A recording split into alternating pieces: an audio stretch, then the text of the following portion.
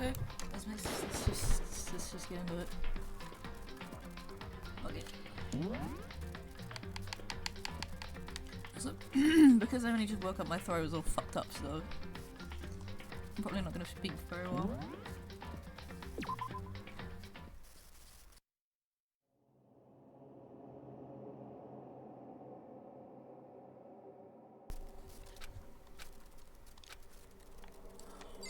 Wait, what's wrong with him? I forget. What happened?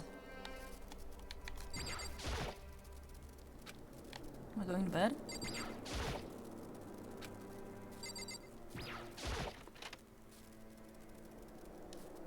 Uh-oh. It's gone. She really is gone.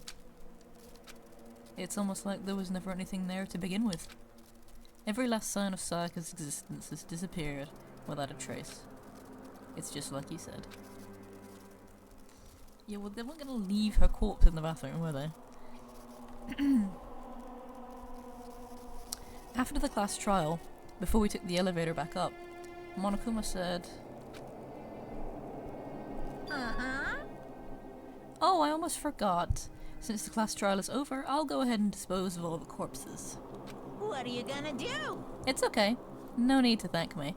Just seeing your delighted smiling faces is thanks enough for me. After all, nobody wants to look at a rotting corpse every day. That can't be good for your health.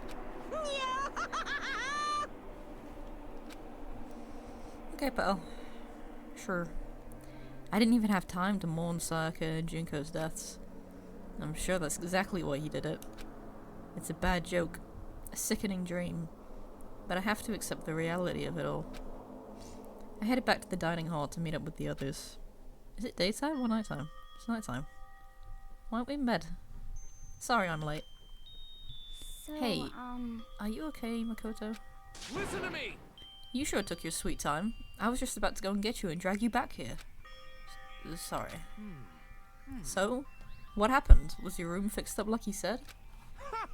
I imagine it would be pretty hard to sleep with a rotting corpse in your bathroom. Wait, Taka, what the fuck is wrong with you? Come on. Jesus. That's fucked up, man. Why would you say something like that? My room was spotless. There wasn't anything left. Like the whole thing never happened. I see. It must be tough staying there knowing what happened. Why don't you just stay in Sayaka's room? Well, staying there with her scent still hanging in the air, that would hurt just as much. He talks about her scent way too much. He's doing too much. Shut up, Makoto. Plus, I've decided I can't turn away from her death. Makoto. Hey, cheer up. Getting depressed isn't gonna help anything, right? I don't think it works quite like that. If we all work together, I'm sure we'll find a way out of here. you got it! So everyone just try and cheer up and get back on track. Is that honestly supposed to make us feel better? Huh? We were already working together, and yet someone was still murdered.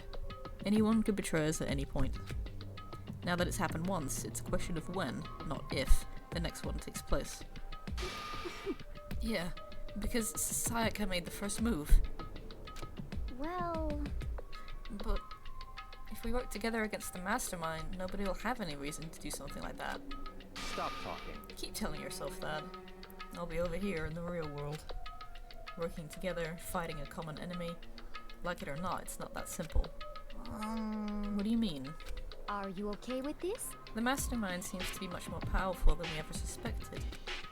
They took over Hope's Peak, which was supposed to be well defended, and modified it to fit their desire. They created Monokuma, which seems to be incredibly advanced, and they're providing for our every need. And the cherry on top is the execution we witnessed. Honestly. Everything's been planned down to the last excruciating detail. This is not the work of your everyday psychopath. Defying them may be too great of a risk. So then... Then what are we supposed to do? Anyone who truly does want to escape will just have to follow the rules. In which case, the only option is to deceive those around you and win the game. No. What? Know what? I can't take it. I don't want to live if it means killing someone else to do it. I don't want to kill anyone else. Huh? It's okay, I don't think you'll have to worry too much about that. Anyone else? What do you mean? It's because...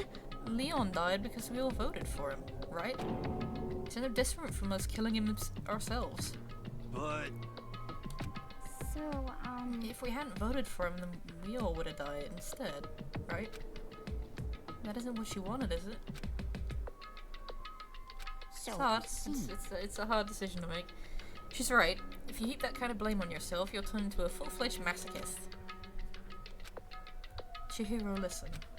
You're not to blame. Not you, not Leon, and not Sayaka. The mastermind is responsible for everything that's happened. We had no choice but to vote. I can't even imagine what would have happened to us if we'd refused. And in the end, it was Monokuma who ultimately killed Leon. So don't waste your anger on yourself. Instead, direct it at the mastermind. Well, it's night time, we gotta go to bed.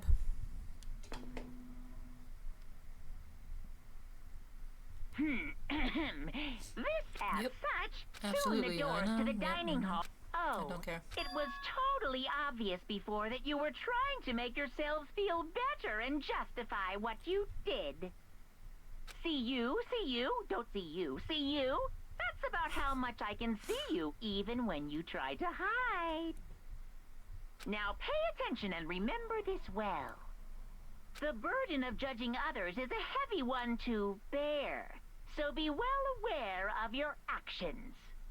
Order and stability rely on the sacrifice and responsibility of everyone. Okay then, sweet dreams, everyone. Good night, sleep tight. Don't let the bed bugs bite. Fuck you! What was that about just now? Was he saying it's our fault what happened? That's pretty cruel, man. Don't fuck with me. That piece of shit. Who does he think he is? What? What? And so the day drew to a close. A tense, maddening day that saw the deaths of 3 classmates. Sayaka, Junko, and Leon. There's a lot of people to die right at the beginning of the game, but I guess they can't have that many characters. 15 people is a lot. So, I guess killing off 3 of them right off the bat would make sense, considering now we don't have quite so many people to talk to or worry about and juggle. But this is just the beginning. Our despair has only just begun.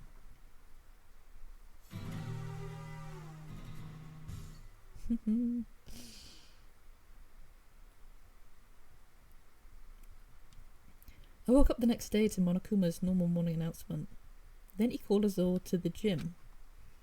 What's he gonna do to us this time? We were practically frozen with fear, but Monokuma was determined to get us involved in his little game. And with that goal in mind, he began it. Okay, lift your arms up and down. 1, 2, 3, 4. 1, 2, 3, 4. Of course, Taka's Now participating reach in this. way up and bend way down. Tighten those muscles. Let's add a little strength, a little speed to those young bodies of yours. Huh? Doesn't this feel just great? Being stuck inside like this, you gotta make sure to stay healthy. You're the one keeping us stuck inside. Don't sweat the small stuff. That's my motto. Whoa, I sounded pretty cool just now, don't you think? Did you fall in love with me? Am I just to die for? Am I just to die in writhing agony for? So? Why did you call us here? Certainly it wasn't just to make us exercise. What is this music? Just to make you exercise? Just to make you exercise? Hey! If exercise makes you laugh, exercise will make you cry. Now if you keep doing these exercises, you will uncover the secret of the Assassin's Fist. Passed down from generation to generation in the Empire of Darkness. The power can be yours. That sounds like the kind of junk a middle schooler would come up with.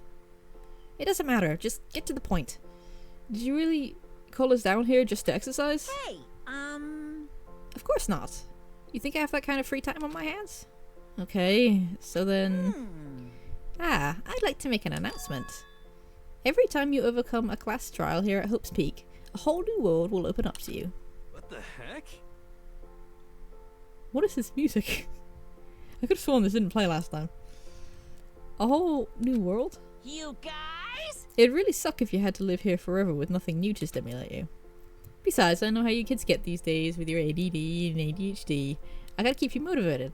True, I would be dead by now. So go ahead. Look around all you want. Enjoy the brave new post-trial world till you explode. With that, Monokuma disappeared, leaving us even more confused than when he'd shown up. But a new world. Could it be? Is he talking about a way to get outside? I wonder about That that. seems unlikely. Piece of Yeah. shit! Well, we don't know till we look. Hey, Whatever he meant, it seems we'll have to search the school one more time. You hear me? Okay, then let's split up and start investigating.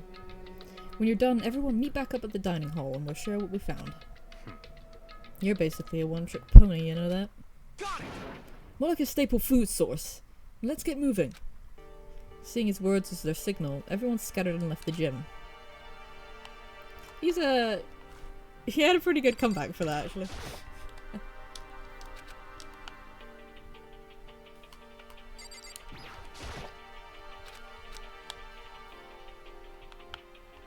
I don't think there's anything else I can look at in here.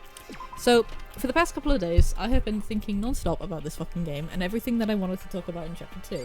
Specifically, the trial. I have now, subsequently, forgotten everything, and my brain, probably on account of the fact that I had no time to prepare for this, and, I woke up late, so I had to start immediately and had no chance to get my bearings. So, on account of that, fuck, my brain, I've lost it. Completely. Oh, come on. So yeah, I have lost it. And now I don't know if I'm going to be able to talk about the stuff that I wanted to talk about because I'm still frazzled. Anyway, we'll see. What the heck?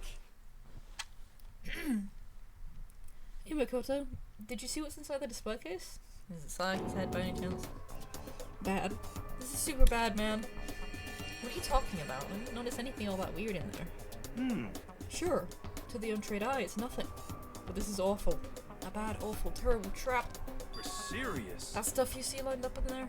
Any god could come by and use it to send a message. I've been struck with knowledge. It's an ill omen of total devastation and ruin. Let me out of here. here! Let me out. I have no idea what he's talking about, so maybe I'll just leave him alone.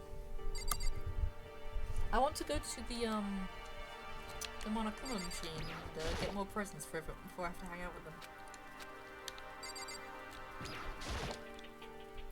This is one of the monitors Monokuma shows on. I'd have to just smash this stupid thing, but who knows what would happen to me if I did. Someone's using these cameras to watch people die. Don't they have any shame at all? Boink. Nice. I almost have 100 of those things.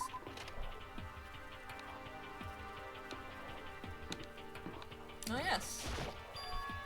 The gate that was blocking the stairs has been opened. Is this what Monokuma meant by a new world? If so, what's up there? Things. This is the second floor of the school. Maybe there's some kind of clue here. Yeah, I'm sure of it. There's gotta be something here. Let's head to the pool room. Why not? I'm sure nothing bad will happen in here. Just a second.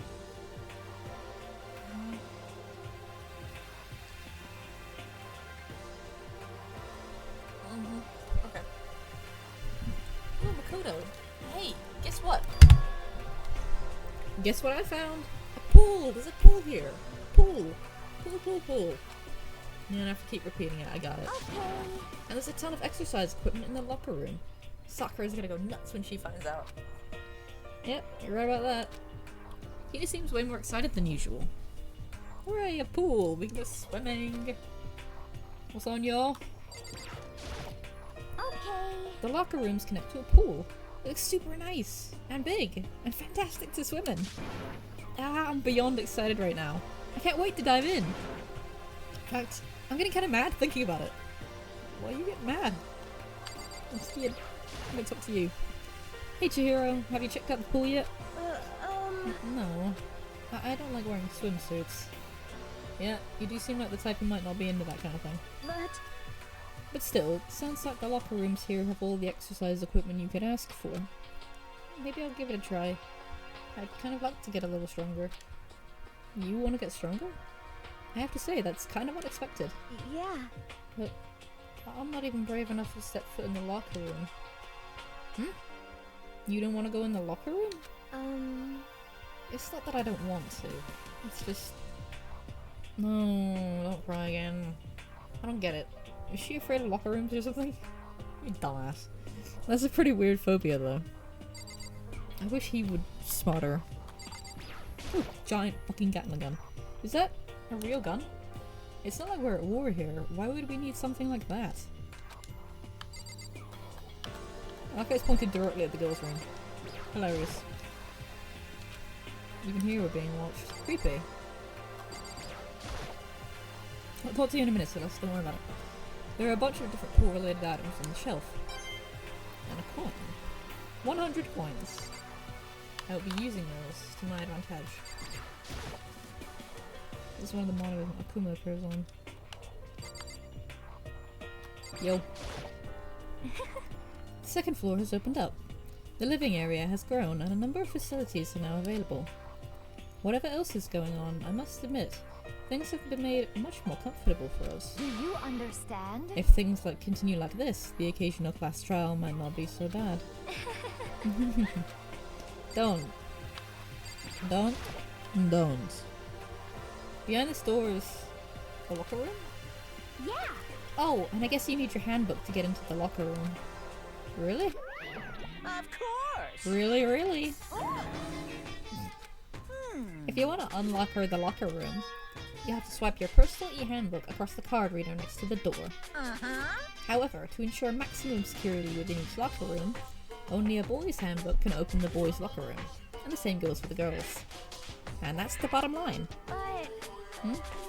But what if someone opens the door and then someone else sneaks in? Anyone who commits sexual indecency will be punished without mercy for their scandalous sexual depravity. See? There's a Gatling gun mounted on the ceiling, right? And it'll be all... Just a second. I bet he'd really get hurt to be shot by that thing. Oh, no. I think it would be a little worse than that.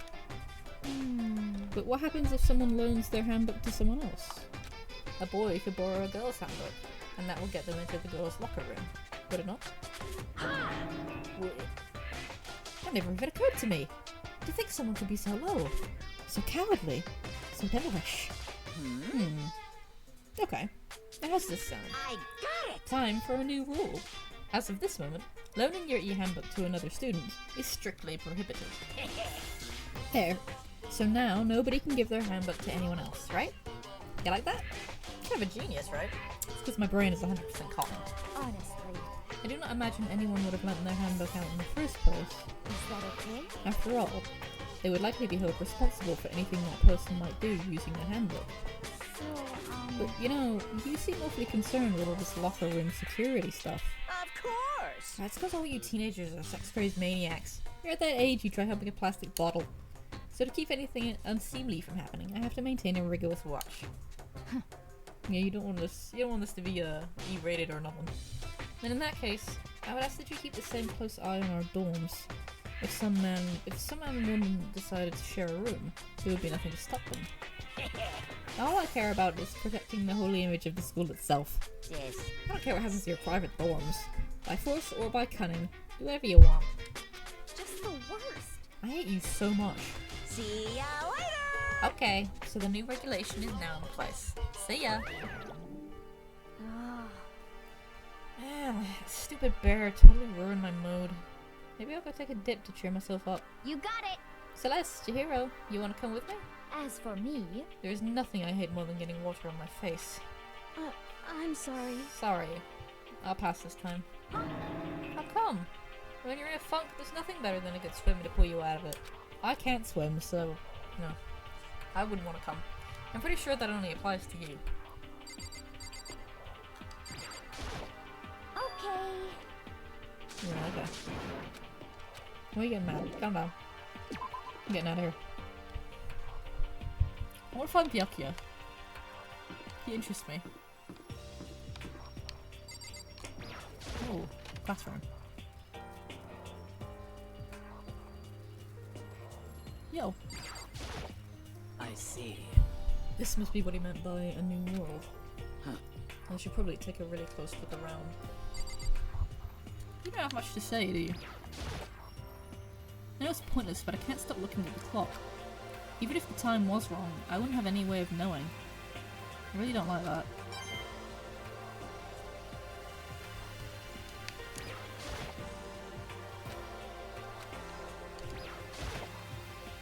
I guess I shouldn't be surprised, but on the second floor too. The windows here have those same metal plates covering them.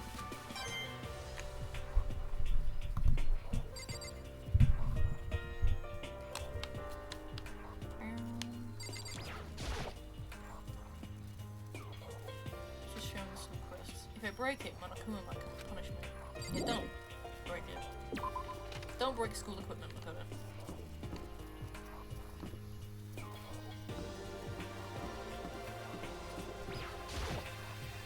The gate's blocking my way, so there's still another floor, which means not everything is opened up yet. Yep, there'll be another class trial any minute now. Somebody else is gonna get dumped on the head.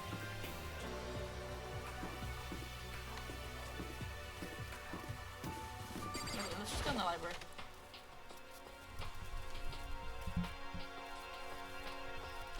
Yes! Hello. But still, this library is most interesting. Huh? What's interesting about it? Stop talking. Okay. Oh, nothing. I was just thinking out loud. Okay, fine.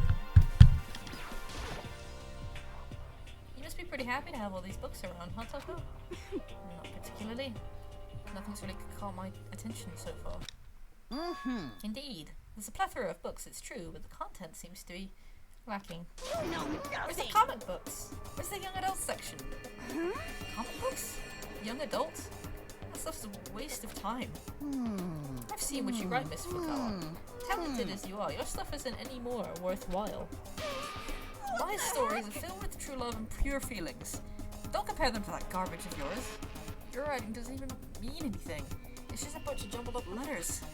Someone should just burn it all. Oh, the lady doth protest too much, methinks. I bet you're secretly into boy-on-boy action. Boy-on-boy? I don't care if it's anime or comics or fanfic or whatever. They'll throw away culture that'll be trashed and forgotten in half a decade. Just talking about it is making me sick to my stomach. I feel like I'm gonna throw up. You've insulted me, and you've insulted my honor. These two are really starting to freak me out. I've never seen anything like it. They're both idiots, and they're both weird. This thing especially. I'm gonna talk to you. I'm absolutely shocked. How come? Damnation! They have all these books here and not one copy of any of my work. Oh yeah. Why would they have comics in a library? Plus, most fanfic is just porn. Drawn by a bunch of amateurs. You just don't get it. Not at all. I do get it. With a face like yours, anyone can tell nothing you do is worthwhile. Say whatever you want about me, but never judge a book by its author. We're having a fanfic off right now. What is going on? Now, hear this. Appearances mean nothing at all. I can't believe the weeb and the fucking sex offender are having a fucking fanfic off. What you see before you is nothing more than the rind that contains the meaty pulp of my genius. Here we go. My creations are what determine my meaning and value. You're so full of it. I'm used to being misunderstood. You think weak attacks like yours will drop my HP? Those two really worry me. I wish I never spoke to them though. I'm starving for information from the outside world. If only there was a TV that worked. I love you. Talk to me, please. It's remarkably dusty in here. And the lighting is less than ideal. Would you like me to fix it for you? I can do that, probably. I'll find something. For a library, it's not the kind of place I'd want to do much reading in. What you got there? It looks like a laptop. The laptop looks pretty old, and it's all covered in dust. So... It's broken. I tried pressing the power button earlier, but nothing happened. Did you try charging it? It's broken, huh? Too bad. I was hoping I could use it to go online and see what's going on in the outside world. If it's broken, there's nothing I can really do about it. Clock? Can I clock? No.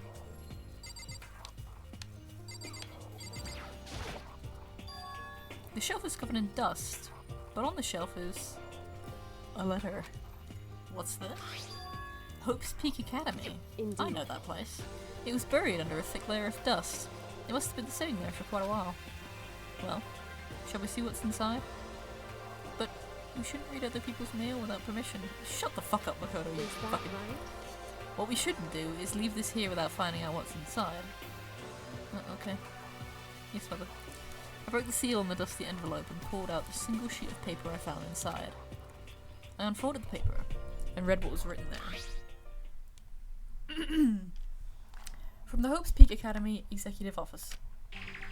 Throughout the years, we have been committed to shaping the youth who will one day shape the world.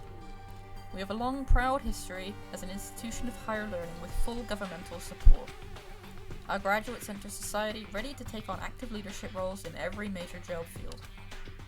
However, Hope's Peak Academy must now lower the curtain on its glorious history for the time being. This decision was not an easy one to make, but serious issues beyond our control have made it necessary. But make no mistake, this is not the end for Hope's Peak Academy. Oh, it absolutely is. We intend to reopen our doors as soon as these issues forcing our closure have been resolved. That being said, this is the end for now. And I would like to personally and sincerely thank everyone for your help and support over the years. For now, we are awaiting official governmental authorization to formally cease operations. What does this mean? The contents of this letter are quite interesting indeed. It would seem... Hope's Peak has stopped functioning as a school, and judging by the amount of dust the letter had collected, it doesn't seem to have happened recently. If I had to guess, I'd say this letter could be at least a year old. So you're saying Hope's Peak closed down at least a year ago?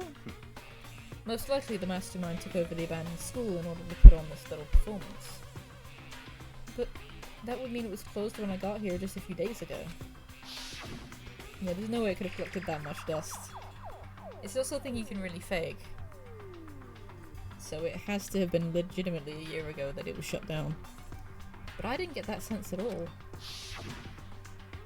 Plus, if the school had shut down, don't you think it would have been on all the newspapers and stuff? I mean, you're saying it could have happened over a year ago, right? But before I got here, I looked stuff up online about the school and never saw anything about it. So, in other words... That must have all been part of the mastermind's plan. They lured us all in here. Someone who could create a place to judge and execute people could potentially be capable of anything.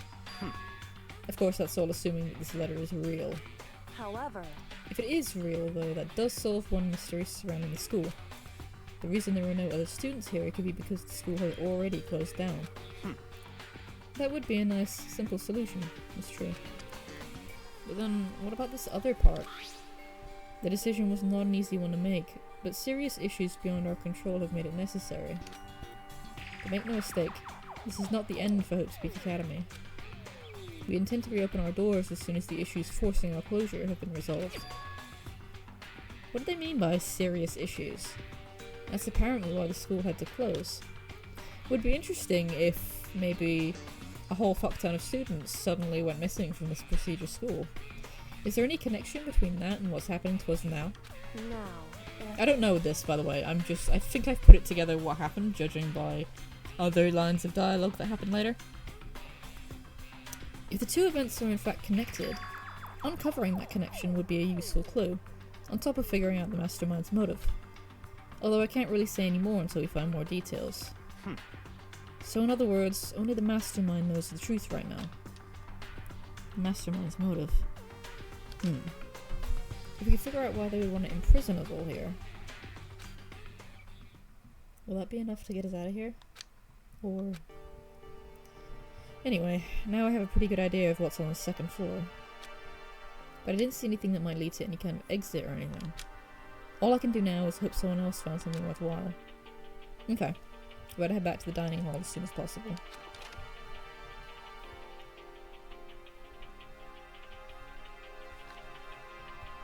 Listen to me! Okay, ladies and gentlemen, how did it go? Did anyone discover any interesting new anything? Yes, indeed. There's a library, a Okay. pool, a freaking pool, and locker rooms filled with exercise equipment. Well, There was not, however, anything resembling an escape route. Yeah, she's right. I see! Well, hey, there's no reason to get all sulky. Wait till you hear about my amazing discovery.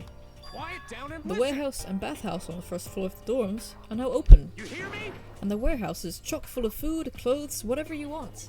There's so much it's insane. So go ahead and stuff yourself to the gills whenever you feel like. Are you okay with this? Keep in mind, of course, that going out at night time is still prohibited. Please do not forget. Yo, Okay, and what about a fucking way out of here? You find anything like that? Oh, well, what? there wasn't anything in the warehouse we could use to get our asses out of here? Nothing? Unfortunately, no. Not that I saw. Hey, come on. You fucking people. What? Who gives a shit if we have a goddamn pool now, or a warehouse, or whatever the fuck? Stop fucking We're still around. trapped in this piece of shit school. We need to find a goddamn way out. No. There's no point in taking your anger out on us. Adaptation is the key, yes? For now, we must each find a way to enjoy our current situation. You piece of... Whatever you say, you fucking loon. For now, let's just continue our investigation and let everyone know if you should discover something. So then, So, are we done for today? Yeah. Yeah, I guess so. Oh dear. The air seemed to suddenly grow heavy again. Was this the mastermind's plan? To give us hope, just to turn around and betray that hope? Yeah, that's kind of the whole point. What are you being all fucking suspicious for, you weirdo? He really doesn't do a very good job of hiding his intentions at all. He's very suspicious openly, and he does not give a shit at all about how suspicious he is. Probably because he's smart enough to know that he can just sway anyone's opinion at any time. So he can freely act like suspicious and at fault and know that he can worm his way out of it. Probably quite easily. Because he's just that kind of douchebag. Who's knocking on my door? As such, soon the doors to the Yep. dining hall. Okay then. Sweet. Hey, don't like you. We all promise not to leave our rooms during nighttime. There's not much else to do. I guess I'll just go to bed. Fuck it. Oh, not this. Not this. I don't like this. Mr. Monokuma. Mr. Monokuma. Do you have a second? I'm yawning. I don't really like myself. I don't really have any kind of skill or hobby I can say I'm super good at. My grades are totally average too. My reflexes are okay. Not great, not awful. I could get into a decent college where I'd make a few friends. Maybe even find a normal girlfriend. Which is exactly why I don't like who I am. I understand that now. My life is just one giant copy-paste. I don't have any imagination. I'm a perfectly average cardboard cutout. You see what I mean, right, Mr. Monokuma? Are you talking about me? You prick? Huh? How dare you? I have now graduated to slightly above average.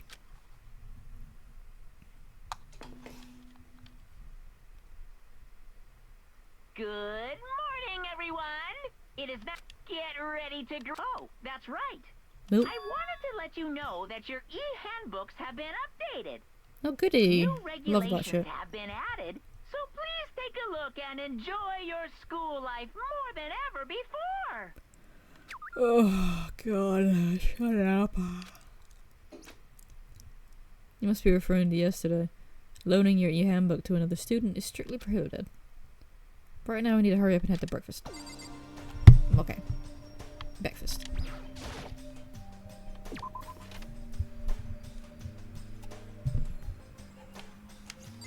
I don't want to have breakfast. I want to find people who want to. This game really does force you to go to certain places that you don't really want to go to before you can go and explore. Why isn't this open?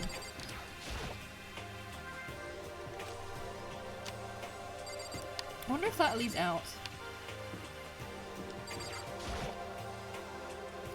That was right. We really can get in here now.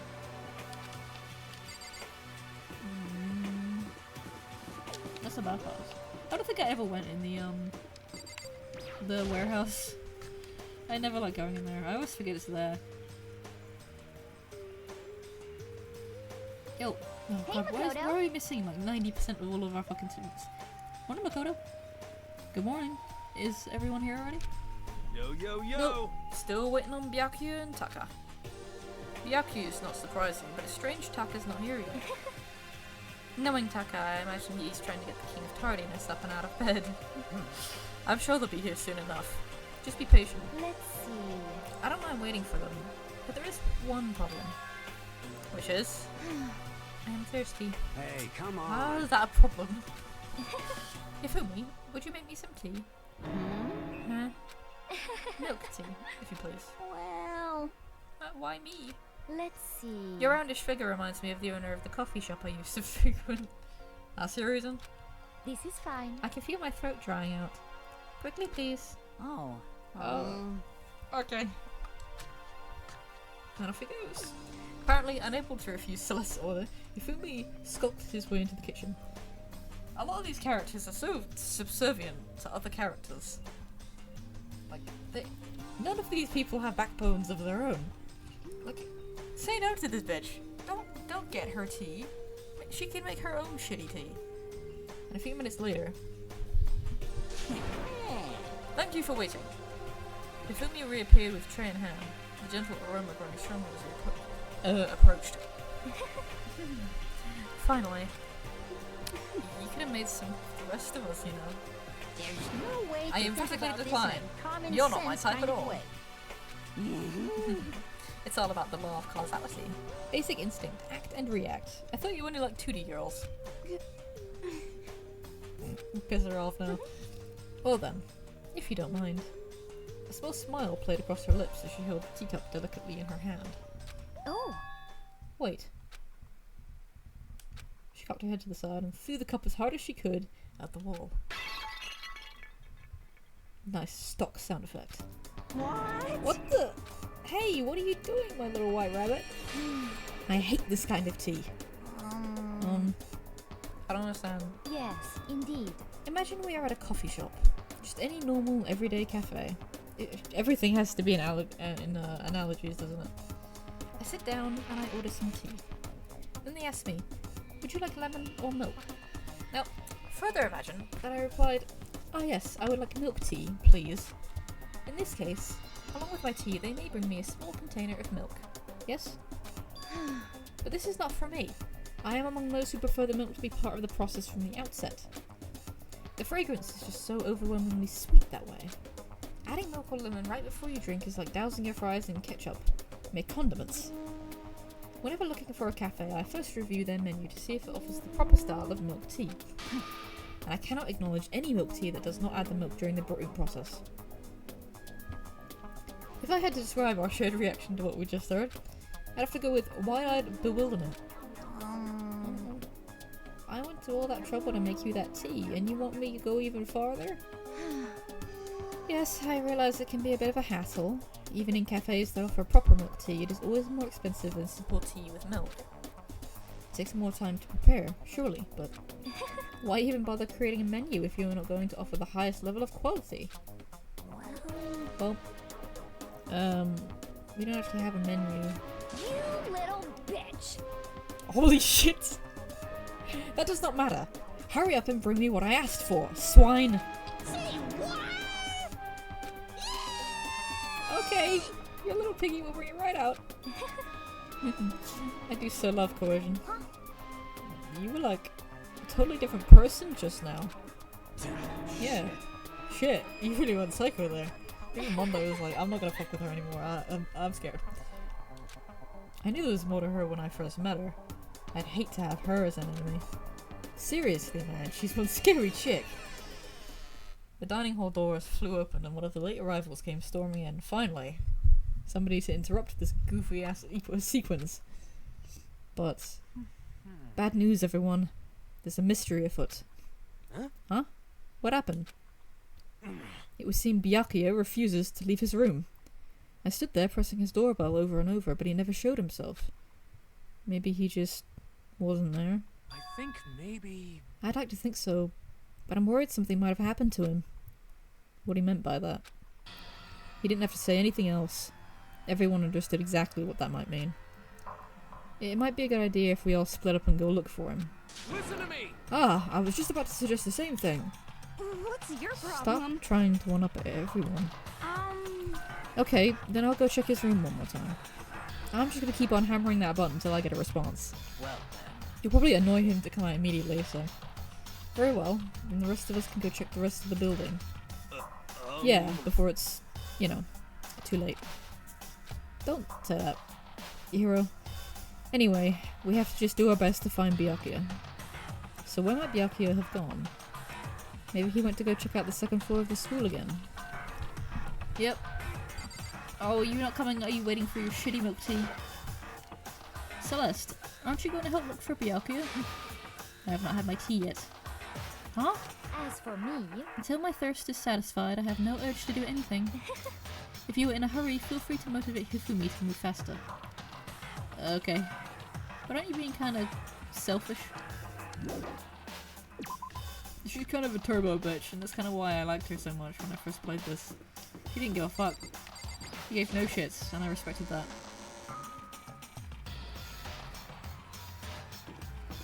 I don't know where the second floor is. It's been a while since I played this. I always got lost playing this. Eventually so many floors open up and you just don't know where you are anymore. So I started utilising fast travel more often. Hello. My wife. So, you thought to come here too. Huh? so He's so confused about anything. I genuinely think Makoto might actually be brain damaged. Because whenever anyone says anything to him, anything at all, he responds with, huh? Or, what? Like, he's so stupid. It's painful. If you think about what Byakuya was so interested in yesterday, you can probably guess where he is right now, right? Huh? What was it Byakuya was interested in again? He's stupid. He's just stupid. He can't even remember what happened last night. He's in the library.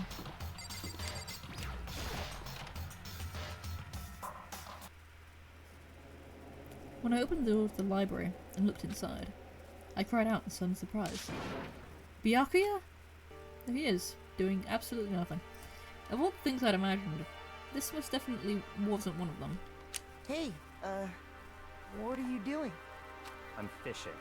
What does it look like I'm doing? I'm trying to read, so if you could be quiet.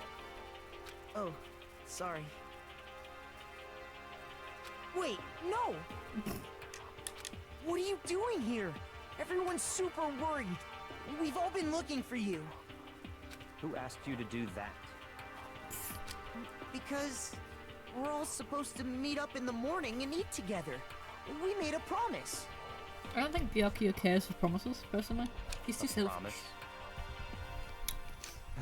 Can't I get a second's peace and quiet around here? He's getting pissed now. Byakuya snapped his book shut and slowly stood up, smooth and silent as a shadow. Yo. Meanwhile, the others must have heard me yell and started showing up one after another. Oh god, they're all flooding in here to bother him while he's trying to read. He just wanted to read his book. Yo! Byakuya! So this is where you've been hiding. What are you doing here, man? We were very concerned. You should feel loved, honestly, because they all care about you and we're worried that something might have happened to you. So you should feel a bit more grateful that you have people who care about you like this. Well, you had no reason to be. I was just reading. I've never read such a coarse novel before, but it might just prove useful at some point. well, You reading porn? Widow? What were you reading? A mystery novel. well, Wait, so are you going to use what you've learned in there to betray us? Don't be stupid. Yeah. It's just something to keep in mind. Yeah, what? Naturally. If I decide to fight, of course I'll come up with something original. Otherwise this game of ours will be totally boring, right? It's not often you get to take part in such high stakes, high tension activity. So if you're going to do it, you have to make sure it's entertaining. His words sent a chill down my spine. There was an undeniable smile on his face as he spoke. He's such a bastard, I love him. He looked like he was actually enjoying himself. Enjoying this deranged killing game. What the fuck do you mean, game? That's fucked up. But it is a game. It's a game of life or death, which can have only one winner. That's all there is to it. He's right. It's a zero-sum game. Huh? Are you okay with this? It's part of game theory. A game theory. A mathematical model. In game theory, what we're going through now is called a zero-sum game. In this type of game, in order for one person to gain something, another must necessarily lose something. In other words, it is a situation in which participants must compete for position or resources. I see. You mean like a kind of elimination match? Actually, Entrance exams, sports tournaments, job openings, most social interactions fall into this category. Everyone must scramble to obtain something which is limited. For you to succeed, someone else must fail. This also applies to the school life, which we have been subjected to here. In this case, is that okay? our limited resources is that only one of us can successfully become the Blackened. So, in other words, So this game was designed from the beginning to force one of us to try and defeat all of the others. That can't be what they had in mind. This is why adaptation is so crucial. If those who want to escape were to disappear, there would be no reason to continue playing the game. what? But why would I want to stop playing? It's so much fun. He smiled again as he spoke. He's insane, dude. The smile was filled with evil intent. It twisted his face into something not human. It sounds as if you do not acknowledge even the possibility that you may lose. Am I right? Naturally. Of course. You do not speak like the others. Exactly what I would expect from a Togami era parent. It's just normal arrogance, isn't it? No. He is anything but ordinary. You talk like that, but what if you end up dead? Not possible. I won't. It simply isn't possible. You son of a Who the fuck do you think you are? You know, I still just can't believe it. What? Believe what? That an uneducated, brain-dead, useless piece of garbage like you has survived this long. Piece of shit! I'm gonna fucking kill you! Don't make me repeat myself. Like I said, I won't die. He keeps saying that, but... No, he's already seen the end of the game, he's fine. Do not bother arguing with him. For him, the concept of losing simply does not exist. He is the ultimate affluent progeny, after all. A boy raised to succeed from the day he was born. He considers victory his destiny, and has lived his life accordingly. Tests and challenges are merely ways for him to stand victorious, even if it is a life and death situation. Is that not so, Byakuya? At least one of you seems to understand. Isn't it wonderful? It is because I am the same as you. Games are meant to be won. That's enough. Are you trying to suggest we're on the same level? Close that vulgar mouth of yours. Oh, Well, I do apologize. Anyway, let me just say this to all of you. You all need to try harder. If an opponent isn't gonna give it their best, where's the fun for me? no. That's a terrible way to look at it. What? It's because... This isn't a game. Our lives are on the line, you know? To kill your own friends is... That's horrific. Friends?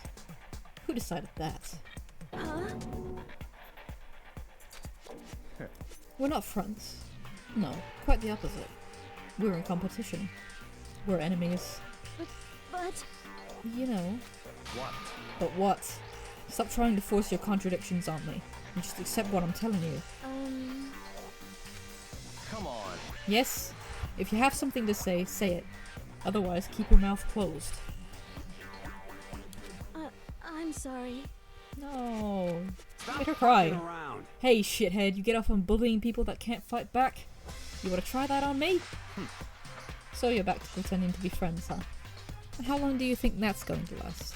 Piece of shit! Fuck you. What? Is that all you can say? It's unfortunate you would waste your breath on such empty gibberish. You son of a That's it. bitch. You're fucking dead. Just a second. Hold on. Just calm down. Piece of shit. I am calm. How is this calm? Anyway, I don't have any intention of working with the rest of you any longer. To cooperate during an elimination game is, well, frankly, it's a waste of time.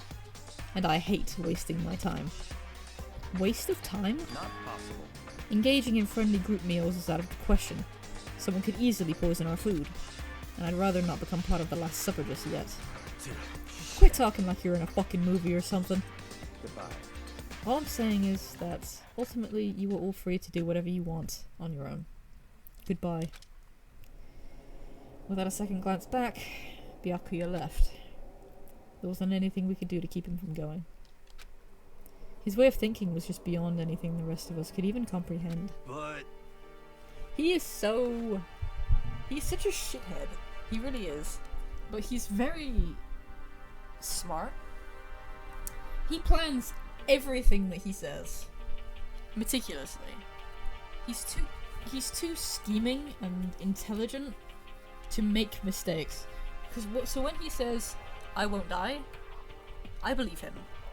Because he's too smart to get killed. It just isn't going to happen to him.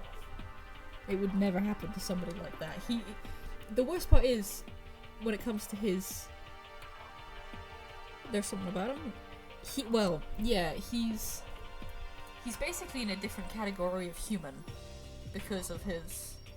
the family that he belongs to is the Togami family, which is like the most powerful family in Japan or whatever. And... it's annoying because his arrogance and his nasty behavior and the way he talks to other people is really shitty. But the worst part is, he's not wrong. He really is better than everybody else. It's just he rubs that in everyone else's faces and acts like a dick about it.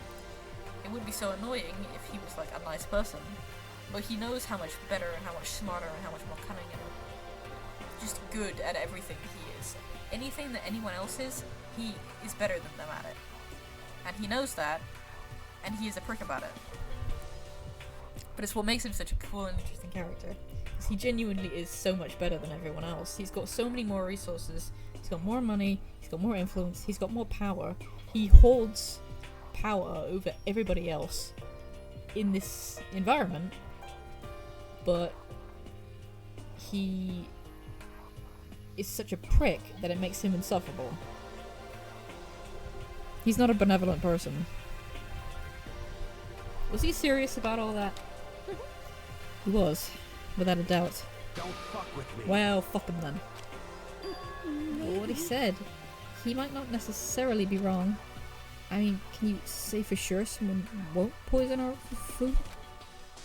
Hey, come on. You too, Toko? Anyway. Well, it's not like anyone would care even if I was gone, right? Actually, I bet you all want me gone. You all think I'm disgusting. None of us think that. You just think you don't think that. I know some people like to play the victim, but this is just totally out there. You think I don't know, but I do. You want me gone. And I'm sure the rest of you want the same thing, don't you? Hey, Toko, wait. Just let her go. Once she gets going like that, there's nothing you can say to bring her back. Oh, see, that's what I kind of like about Makoto as well. Is he cares about everybody a lot, even though he doesn't know these people very well. He even still cares about Sayaka, despite the fact that she tried to fuck him over and frame him for murder.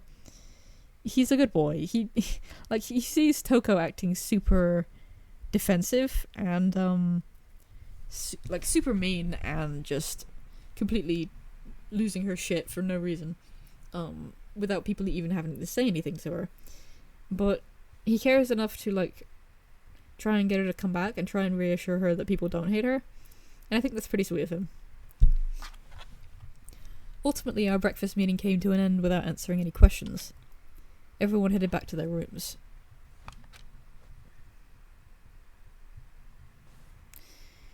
Jeez, I'm tired already. But I don't have time to take even one day off. I need to get myself going. Free time! Free time event. Who should we hang out with?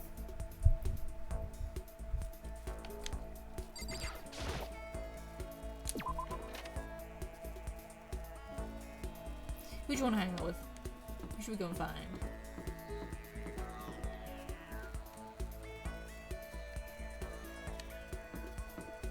Actually, the first thing I'm gonna do before I find anybody is go get some gifties.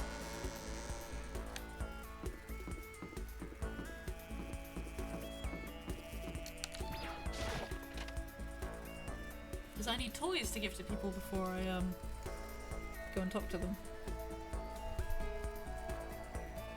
Do I still have the... No, I don't. Of course I don't. No, of course I don't. Gifts.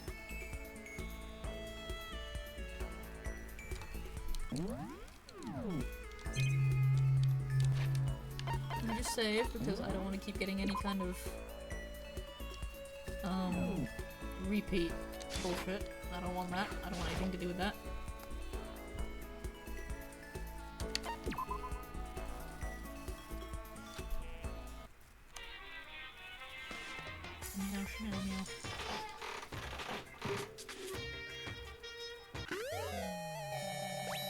Shit. I've got that already.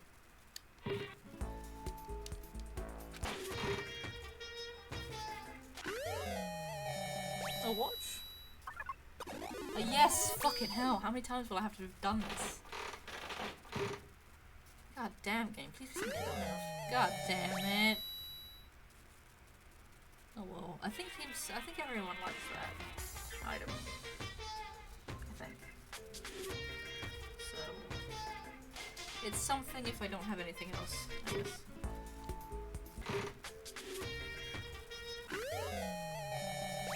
I got a sheaf of paper. Okay.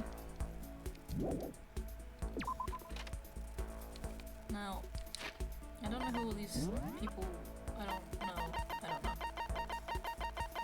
I got a lot. I got a lot.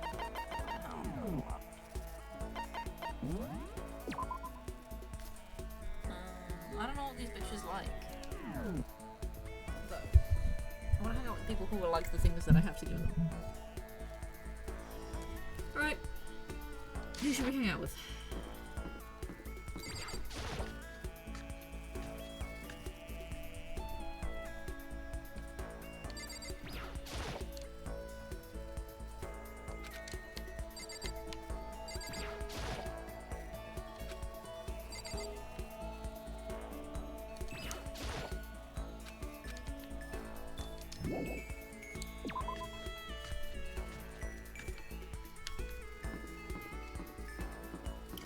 I really don't want to hang out with Byakuya, but at the same time I really do.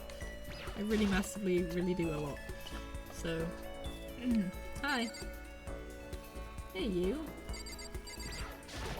Let's hang out with Chihiro for a bit. You look sad, so I'll hang out with you and make you feel better.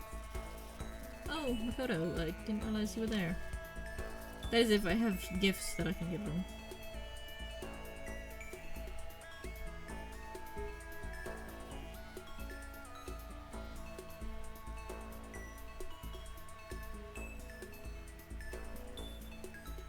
Okay, they like the birdseed. Let's spend some time with Chihiro. You're right. Yeah, I could use a little change of scenery. Do you mind keeping me company for a while? Of course. I spent a nice relaxing time with Chihiro. Aww. Chihiro and I grew a little closer today. I would love to give Chihiro a present. Are you kidding? What would you like to give her? And apparently, she likes birdseed. Thank you. Thank you, Makoto. Really, thank you so much. I get the impression that she liked it. That's good. Didn't like it enough for us to talk at all though. There's still plenty of time left. I can't just sit around here. I should head out.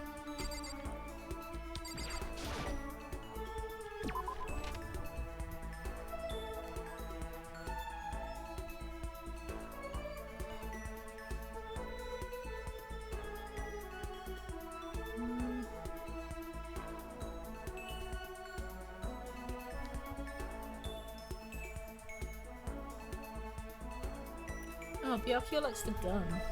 Okay. Alright, fine. I'll hang out with him. Fine. It's not like I want to or anything. Ugh. This is douchebag. He's the worst.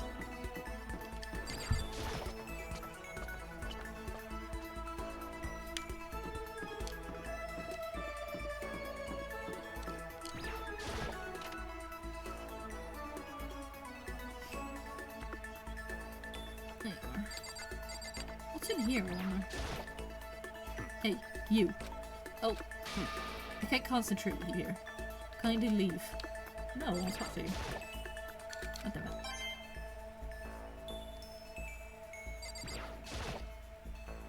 Let's be friends. He seems to be really focused on that book. Now's not really a good time to talk to him. God damn it. Fine. I'll find somebody else to hang out with.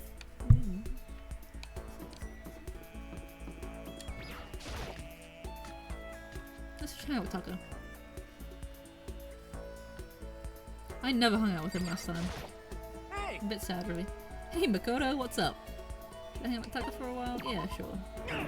What's that? You want to hear what I've got to say? Quiet down and Nobody's listen. done that before. Very well, I've got many theories on many topics, and I'll share them all with you. Good grief. Taka went into extreme detail on some of his many theories. Taka and I grew a little closer today. Would you like to give Taka a present? Yeah. Obviously. I'm pretty sure he likes the boxing gloves, I think.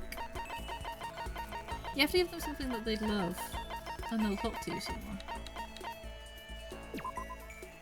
Yeah. Wow! Very impressive! I should thank you for this. So thanks. Seeing Taka so pleased with something I gave him makes me happy. Hey Makoto, as long as we're talking, let's really talk. What do you say? Oh, sure. That's fine. Excellent. You hear me? Then let's get down to brass tacks and find out where we stand on all the big issues. So what should we discuss? Politics? The economy? International affairs? Wait, hold on. Instead of a big serious discussion, can't we just have a normal conversation?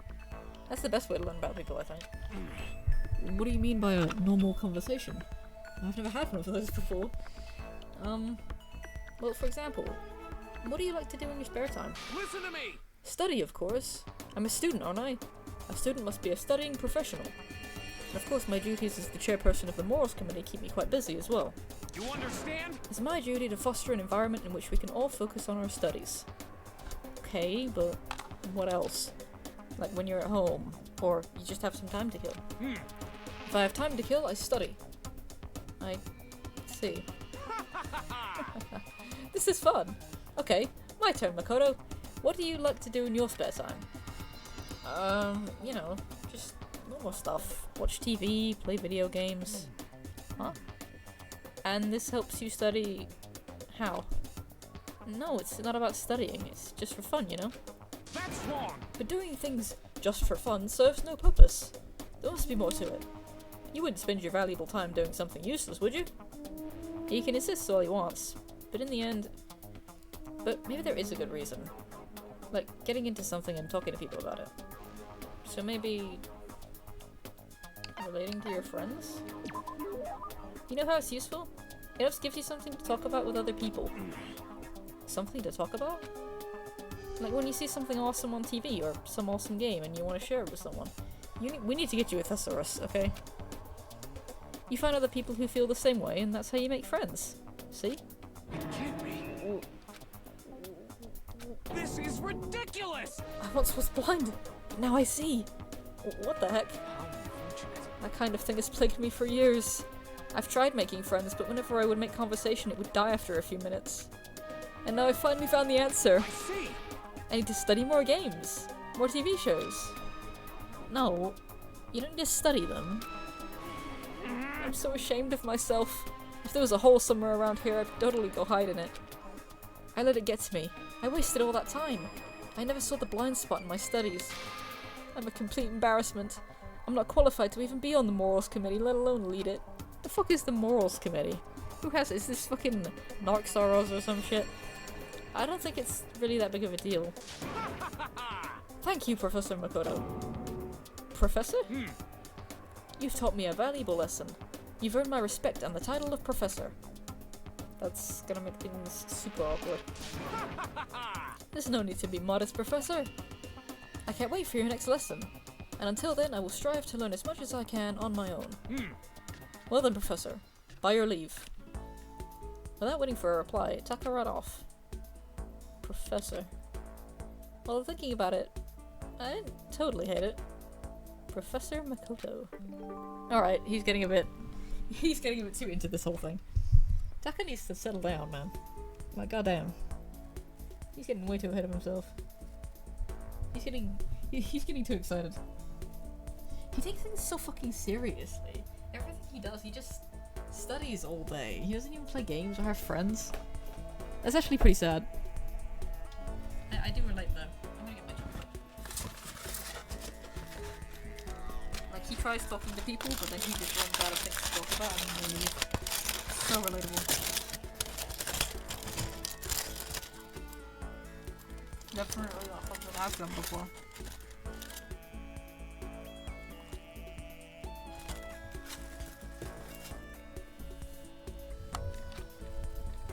Cool. You got a new skill. I was hanging out with the wrong people when I last played this. Because all I ever got was SP, and not new skills. And I had nothing to use during the past trials. After we were done, I decided to head back to my room for a while.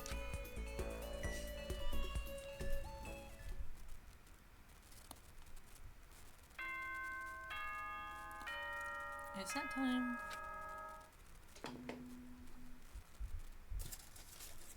This is a school announcement. It is now 10 p.m. As such, it is soon the doors to the dining. Okay then.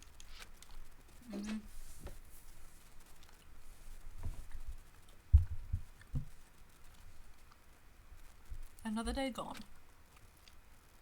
But even though today is over, this game definitely isn't. How long this is going to keep going? All the stress and anxiety kept me from falling asleep until late at night.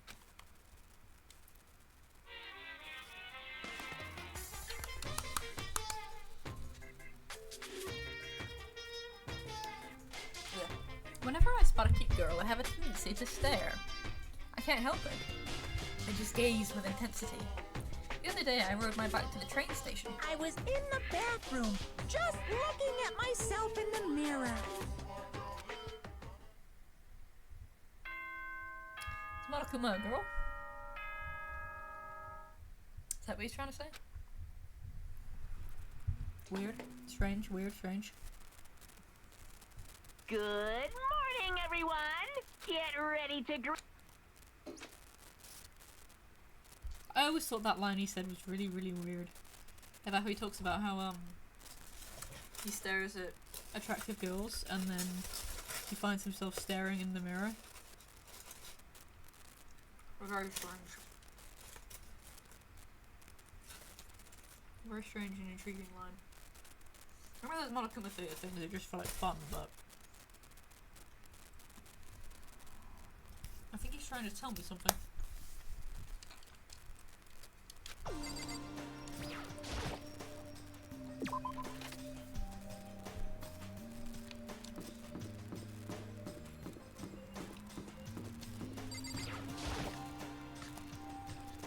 Right, boys and girls, what's going down in the dining room? I went to the breakfast meeting. Same as always. But what, half the class is missing again? Yeah. Is this everyone? It feels a little small. Byakuya and Toko had stormed off yesterday, and it wasn't too surprising they hadn't come today. Even the table looks bigger, somehow. I assume that is because 3 people are dead and 2 are abstaining. Yeah, with 5 people missing, I guess it would feel kinda empty. Still, I know Byakuya's whatever, but shouldn't we go check on Toko? You're serious? I vote no, she's super annoying. How could you be so cold? You're like a piece of rock candy. You hear me? What? No, rock candy isn't cold, it's sweet. Shit. Anyway, Byakuya's the real problem. If we don't keep an eye on him, he might really kill someone. You can see it in his eyes. We got no choice. Get some rope. We're gonna have to keep him bound and gagged. I think that's going a little overboard. Count on it. He's right. In this situation, there's nothing scarier than when an ally turns loose cannon. It's just like when we were kids and someone would go crazy at sports day or whatever. What? What the fuck are you talking about? You gonna use the rope to do tug of war or something? Idiot. It can't be. I'm not an idiot. You! You're an idiot. Who are you Damn calling you. stupid? Huh? What's wrong, Chihiro? You don't look so great. Oh. Oh, I'm just going through a little self-loathing. Yeah, been there. Huh? Self-loathing? Well, after what Byakuya said to me yesterday, I just got so nervous, I locked up. I couldn't say anything. Mondo ended up having to help me out, and even he said I was someone who can't fight back. Oh. I hate how weak I am. Oh, I see. So Mondo made you depressed. What? How is it my fault? What? Hey, come on. I wasn't trying to be mean. Besides, girls are just naturally weak anyway, right?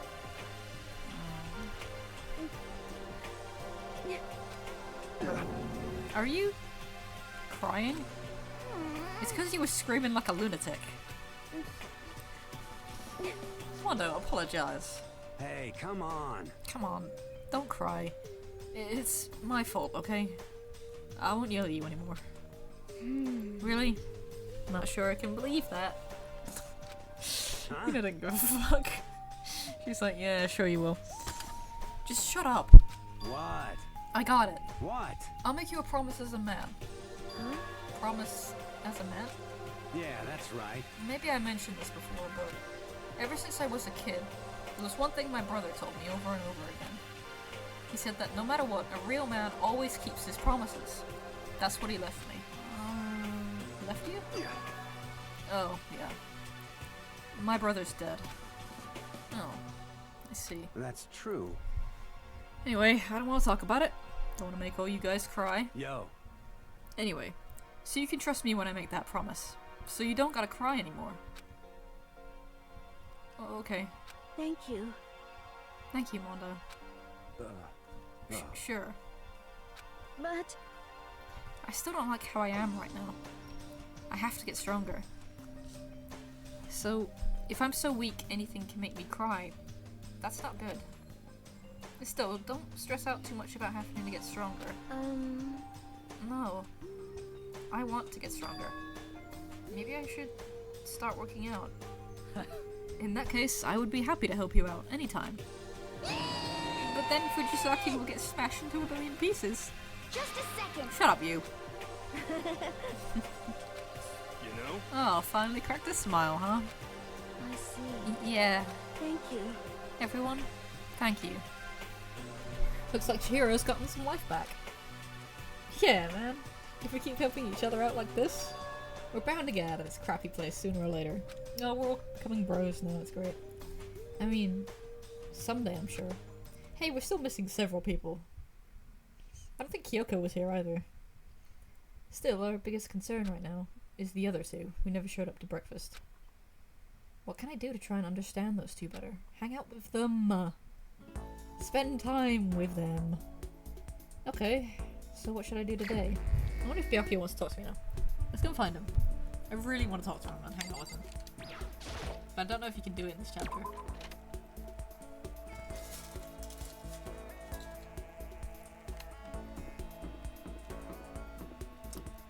Toko? You freak, where are you? You will spend time with me. You have no choice.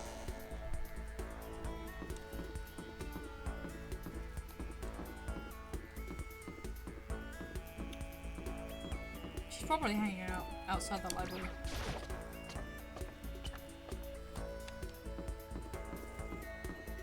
Hey, Chihiro. Oh, let's talk.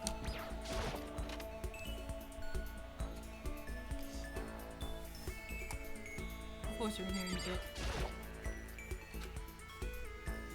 God damn it, he never wants to talk to me. I guess he can't do it in this chapter. Fine. Okay, where's Toko?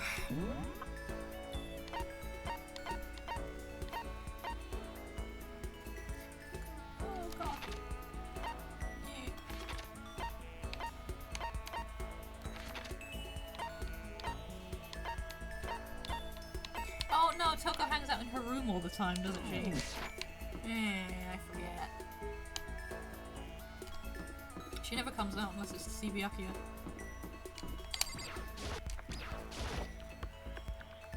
I guess I should press the doorbell. Leave me alone. You don't have to pay attention to me. Yes, I should hang out with Toko, please. Just do whatever you want. Let me in. Let's hang out.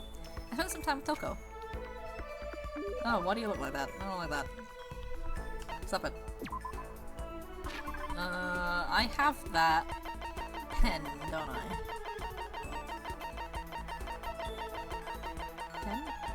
Pen? Pen?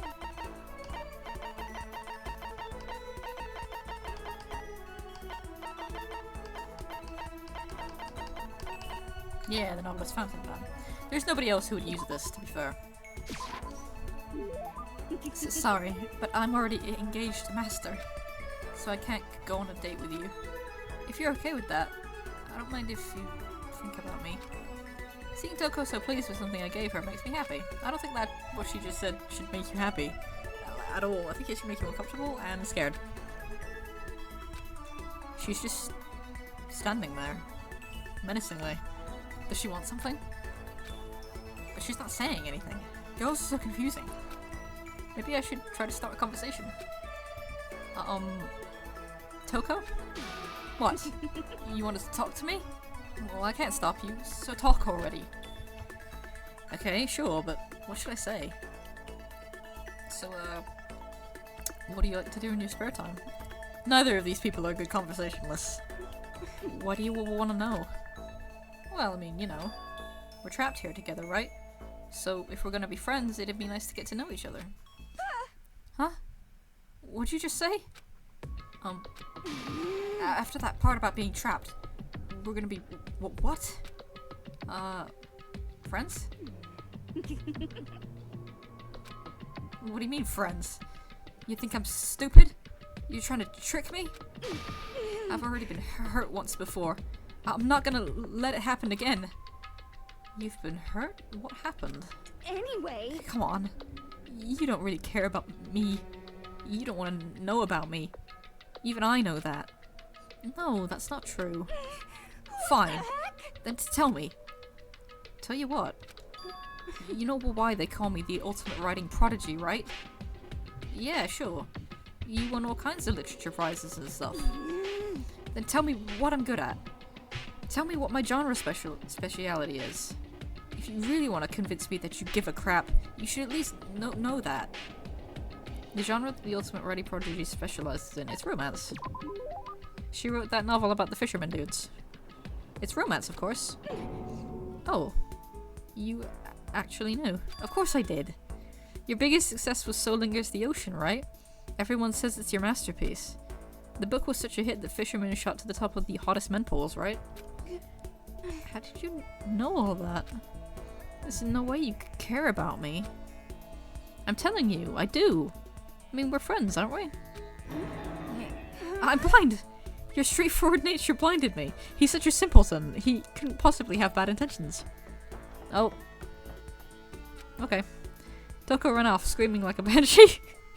I'm not really sure. Does she hate me now? No, I think you just scared her. Vocabulary. Once we were all done, I headed back to my room for a little while.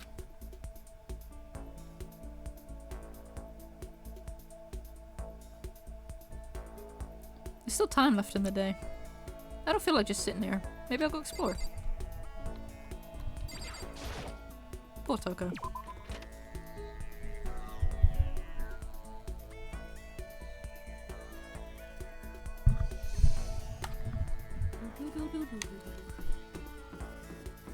Hey Celeste, you freak me out sometimes. What if I have something that Mondo likes? I'll hang out with him next.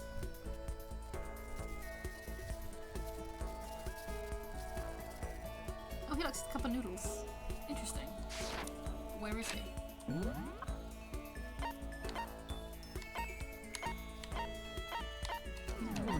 Okay, nice and simple. That's just behind me.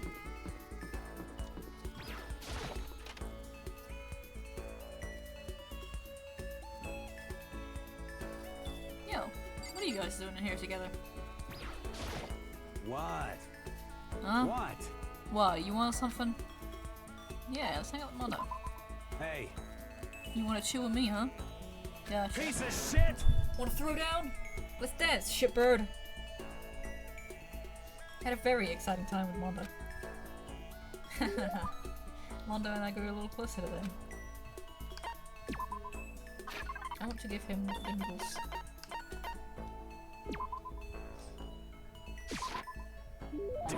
Damn You asked something like this?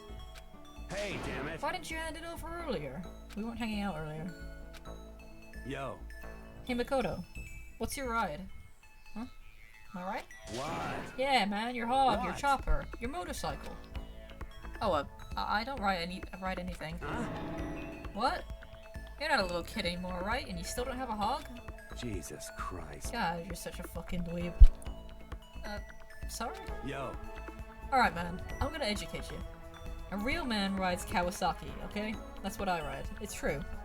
They are the Hell best yeah. motorcycle brand. You ought to see it, man. The V-Twin's got that monster power. It's like you're dancing. Of course, it ain't just for anyone. You gotta have the skill to handle it. You must really love your motorcycle. stop fucking around. Hell yeah, I do. I'm a goddamn biker, ain't I? We're crazy as hell. Yeah, you're the leader of the biggest biker gang in Japan, right? Hell yeah. Damn straight. The invincible, crazy diamond gang. You wanna come on a ride with us? The monster sound coming out of that straight pipe? Hot damn. Straight pipe? What? Now, come on, you gotta know what a What? straight pipe is, right? It's like when something's missing, right? That's why it makes the monster sound. Yep, when it's got no muffler. It's when the motorcycle doesn't have a muffler, right? Hell yeah. So you did know. Good. And that's that. Next time we ride, you ride with us. That's true. Man, that makes me think back to when I first started riding. Yo, My big bro used to ride too, you know. His name's Daya. Daya and Mondo. Together with the Diamond Brothers. Everyone up and down the country knew us. what? Of course, I was always the What? cool one. The Diamond Brothers? That sounds kinda incredible. By the way, The first time I went out, I ended up at the back of the pack. Eventually, the cops got on us and they surrounded me. I was in some tough shit, man. hey, damn it. So I pulled over. But when they came up to me, well, let's just say it was a massacre. A massacre? Man, Mondo, you must be really strong. Stop fucking around. Of course. You can't wave the banner for our gang without that kind of strength. Shit. In a fight, they'll go for the leader first. Kill the leader of the pack, you know? That's why the other gangs come after me. So if you want to be leader of the pack, you gotta be a tough motherfucker. Yo, You'll see what I mean when we go on our first ride. Get ready for it. Actually, maybe it's better if I don't get involved in that kind of thing. And like I said, I don't have a motorcycle. I don't even know how to drive one. hell yeah. Then you can ride with me. Riding with Mondo. But the other gangs target him first, right? No. No way. Hell yeah. Hey, I said get ready for it. Damn, I'm pumped. I can't wait to get out of here now. Mondo left. Apparently in a pretty good mood. Crap, this is really bad. Even if I get out of here, I might still be in real trouble. Sleep. Dragging my anxiety behind me, I went back to my room. Should be nighttime now.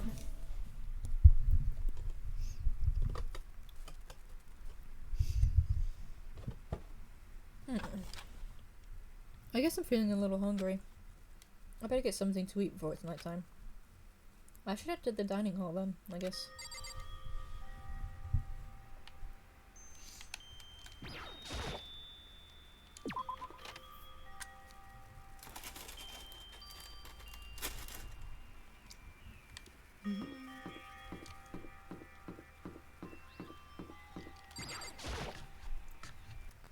I just wanted to get something to eat. And now I'm about to get roped into something like this. Actually, no. I guess I'm already roped in. Listen to me. Hey, Makoto. Perfect timing. Huh? What's going on? Hey, damn it. I have a favor to ask. A favor? I have a bad feeling about this. Hey, damn it. Food. Come on, Makoto. You gotta be our witness. Witness to what? What? This guy's been talking shit about me since day one. Calling me a coward and shit like that. You're corrupt! You are a coward. That's why you turn to violence to solve your problems. You! That's why you can't do what society asks of you. Why you walk around dressed like that. Huh? The fuck you say? You don't know shit. You hear me? You've already lost to yourself. But you're such a coward you don't even realize it. Damn So what? you. You're saying you're not a coward? You think you're tougher than me? Count on it! I know I am. You wanna fight? Shit, it's all going down in the kitchen right now. Okay, then let's throw down. Prove you got what I don't got. You hear me? I accept your challenge. What? So that's what's happening, Makoto. You gotta be our witness. You're gonna throw down? You're not gonna, like, start punching each other, are you? Hey, It's the bathhouse on the first floor of the dorm, right? With a sauna inside. I see! A simple endurance contest, is it? Got it! We're gonna see who can stay in the sauna the longest. Am I right? Piece of shit! Goddamn straight. Oh, good grief. I wanted food. Are you guys really gonna go through with this? See, if it was me, I would have killed myself by now because I need my food so badly that I would not be able to handle being in this room with these two fucking guys. Watching them be idiots together. I would not be able to cope. I get too hangry to put up with shit like that. Also, there's chocolate all over my bed. Go away. Stop fucking around! Shit, yeah. You! He'll be done in a matter of minutes anyway. People like him are, without exception, all talk. You wanna throw down? Bring it on. Hell, let's make things interesting. Wouldn't want to win without a challenge, right? Interesting. You son of a bitch! We're gonna battle with all our clothes on. Ridiculous! That's idiotic. Suicidal. You wanna fight? What, you afraid? You're going to regret this. Stop fucking around! Shut up and let's do this. Hey, Mondo.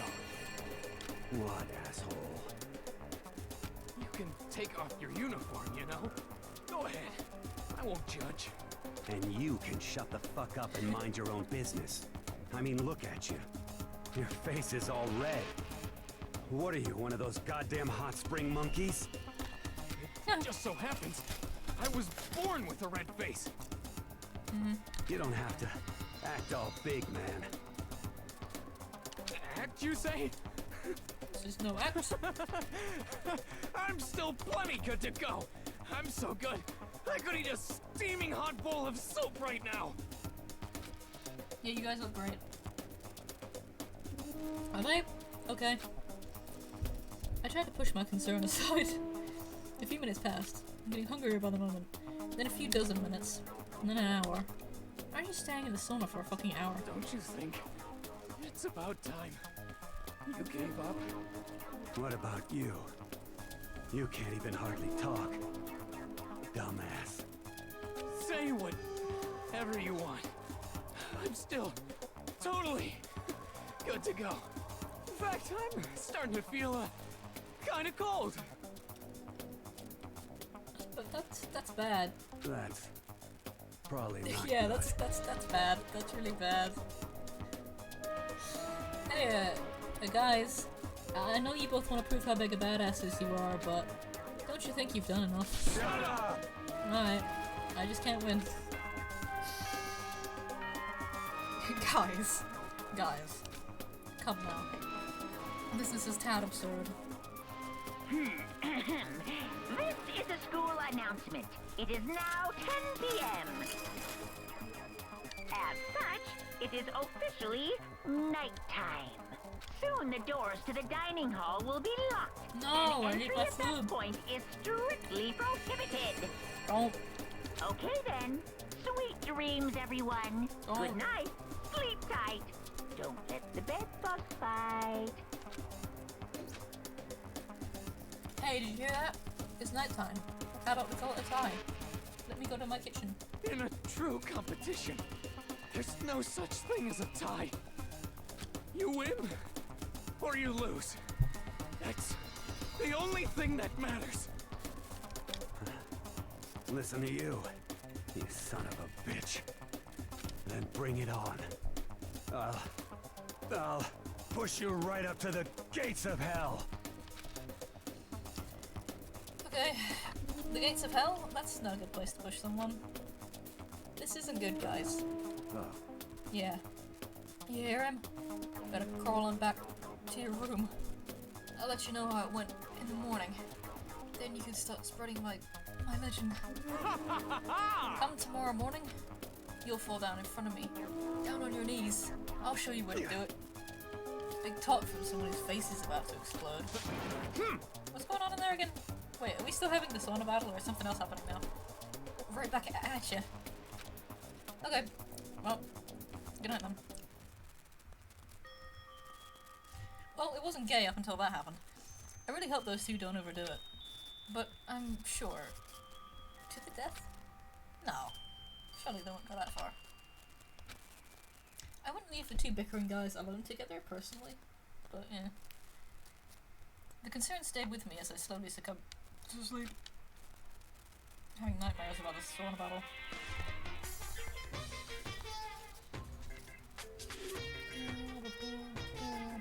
If fate does exist, does that mean your future is decided the moment you're born? If all your yesterdays pile up to create your tomorrow, is your future as final as your past? I just don't know. That's why I'm still alive! Because I don't know! That's why I desperately cling to life!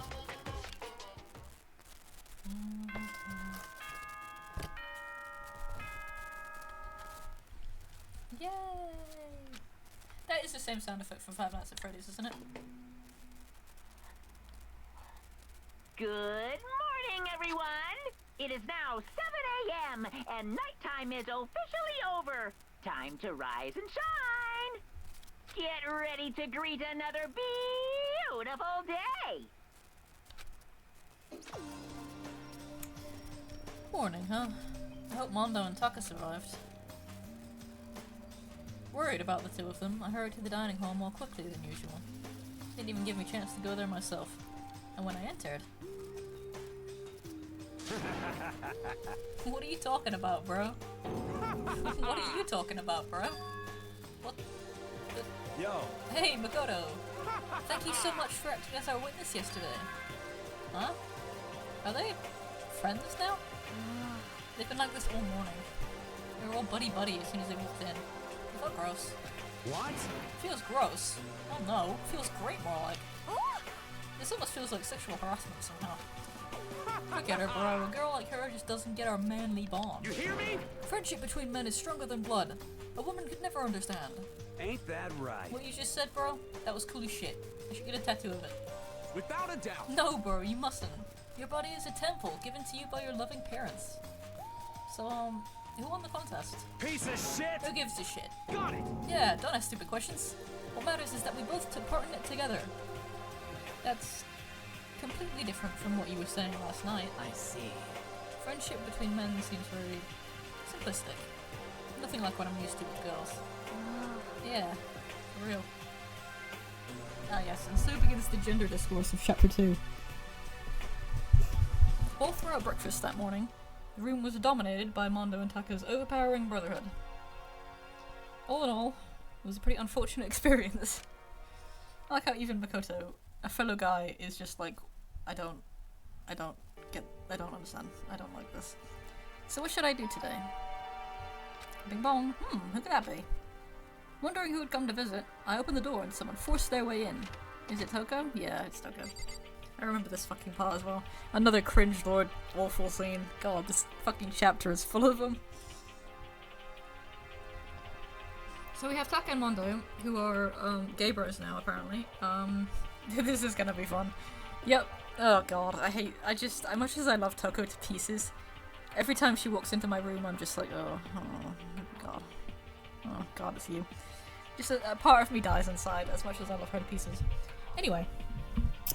Taka and Mondo pretty much started the whole gender discourse that will consume this chapter from here on out. Can't wait to talk about it. I have thoughts. Like I said earlier, I did collect my thoughts a little bit after I went and grabbed my tea. Hopefully it will wake me up a little bit and I will be able to discuss things that happen in this But that is kind of the start of one half of the things that I want to talk about in this trial, in this chapter. And now Toko's appearance here marks the beginning of the second set of things. The thing that I'm more looking forward to talking about because I know more about it. Because it relates to, as much as I hate to say it, ableism, which is something I know quite a lot about and I'm quite familiar with on account of the fact that I have, you know, mental health conditions and mental disorders and stuff like that. So I am quite familiar with ableism, and also it's my favourite character and I like talking about her. Same, yeah. Yeah. So yeah, I'm looking forward to talking about Toko and her relationship with Byakuya. I was thinking about it when I was making my tea. It's very interesting and I love it very much. Because it's fascinating and it improves their characters by having them have a kind of, it's like those two are kind of, they get paired off. So yeah. Toko, what's the matter? What's your problem? Why are you so surprised? Am I really that annoying? Yeah, actually. Well, I already know I'm annoying. I came here knowing that, so that makes it okay. No, you're not annoying. I just wondered what was going on. She's a little annoying. I have a favor to ask. I want you to go somewhere with me. And where is it you want to go? Well... The library. Huh? You looking for a book or something? Why don't you just go ask Byakuya? He spends all his time in the library anyway. Did I say something wrong? You're not a blathermouth, right? This has to be a secret. You know, stuttering when you don't have a stutter is kind of difficult. It makes her, I do have a stutter, but not to the extent that she does. I just lose track of my words sometimes. I talk too quickly is my problem. Because I have ADHD, my mind is going at 100 miles an hour, but my mouth can't keep up. So I'm constantly speaking really quickly and I stumble over myself sometimes. Problem is I can't slow down, even when I try. Even when I consciously try and slow down, I can't fucking do it. So it makes voicing her difficult. I honestly have no idea what you're talking about, but if you want me to be quiet, I'll be quiet. Then let's go to the library. Okay, I got it. The library. Jeez, why so pushy? Don't point at me like that. Quiet.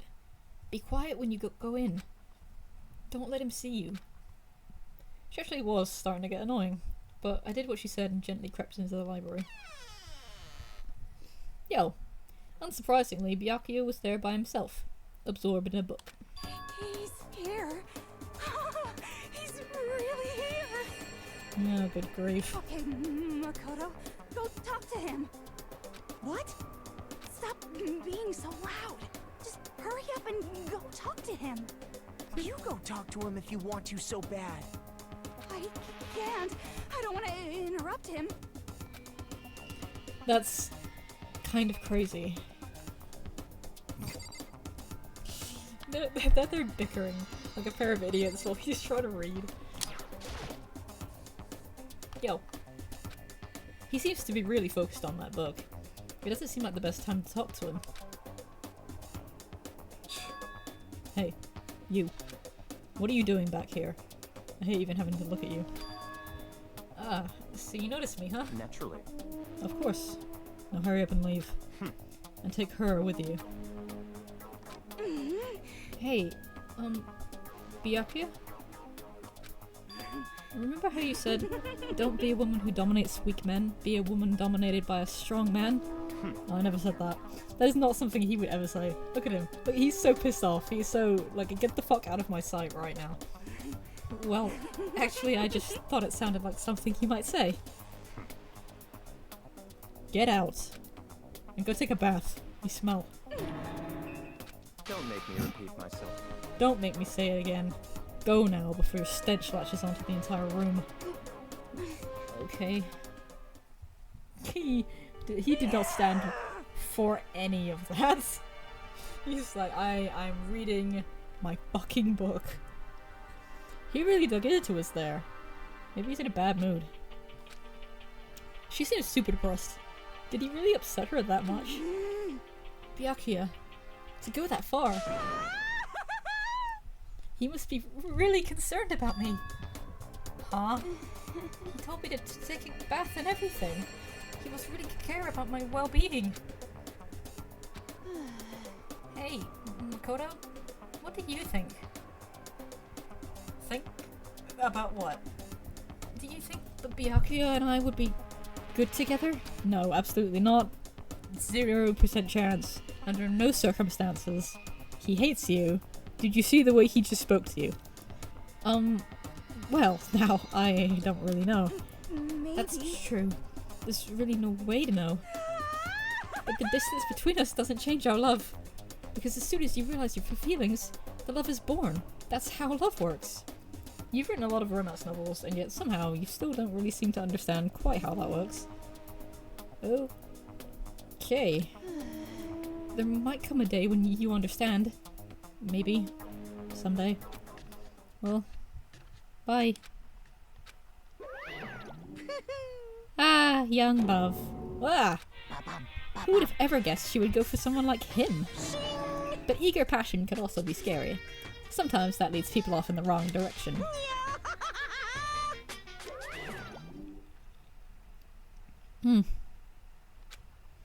All of a sudden I feel exhausted. Maybe I'll head back to my room for now. I've been mediating between too many pairs of idiots today. Oh, I've gotten more oh, I don't want to hang out with these people. No, they've been freaking me out. First I had to mediate between Taka and Mondo's gay bickering last night. Now I've got to put up with Toko's sexual harassment and fucking Byakuya being an asshole. This is too much for my tiny brain to handle. So yeah, that is the second. That is the second half to the unbelievable bullshittery that is chapter 2 of Danganronpa. That whole interaction is very interesting, and I will talk more about it later on. But yes, that is... Toko and Byakuya's relationship is very important to the game. It's a very prominent piece of the narrative, and it does prevail throughout the rest of the game. It doesn't become quite so relevant after chapter 2 ends, but it is a running gag of, you know, they stay having that same dynamic throughout the rest of the game. And it's interesting because it says a lot about who they are, the way they interact, because they're both very different from the rest of the cast of characters. And so I really like analysing both of their psychology, because they're so different from everyone else. They're interesting in that way, and it's fun to analyse their psychology and who they are as people, and how who they are and their upbringing influences the way they interact with each other, because of how different they are from everyone else. Byakuya treats everybody, except maybe Makoto, the same way. Except for Toko. Now you could say, okay, he interacts with Makoto differently because Makoto's the main character, and it makes more sense from like a game standpoint. But he treats Toko very differently than he treats anybody else. He's meaner to her than he is anybody else. Even though I don't believe he necessarily dislikes her more than anyone else. He hates everyone equally, but he treats her worse, which is interesting. And I'll get into it later. I've said too much already. Alright. Hero. According to the spirits... I had a dream last night. I saw that the spirit world was going to flood us with energy and save us from the school nightmare. How about that? It's a prophecy. Take heart, my man. Hero for a while? Yeah, I spent some time. You know? Oh, I've got something I wanted to show you. I got the stigmata on my back. Hey, come on. It was a gift from the gods. Hero showed me a scar on his back, though I didn't really get what it meant. Hero and I grew a little closer today. There's not a lot you can give him.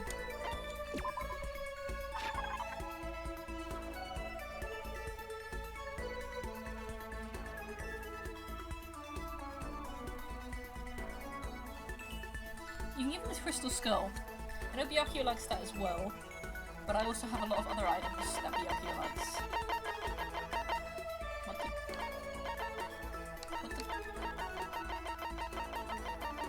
Oh. Interesting.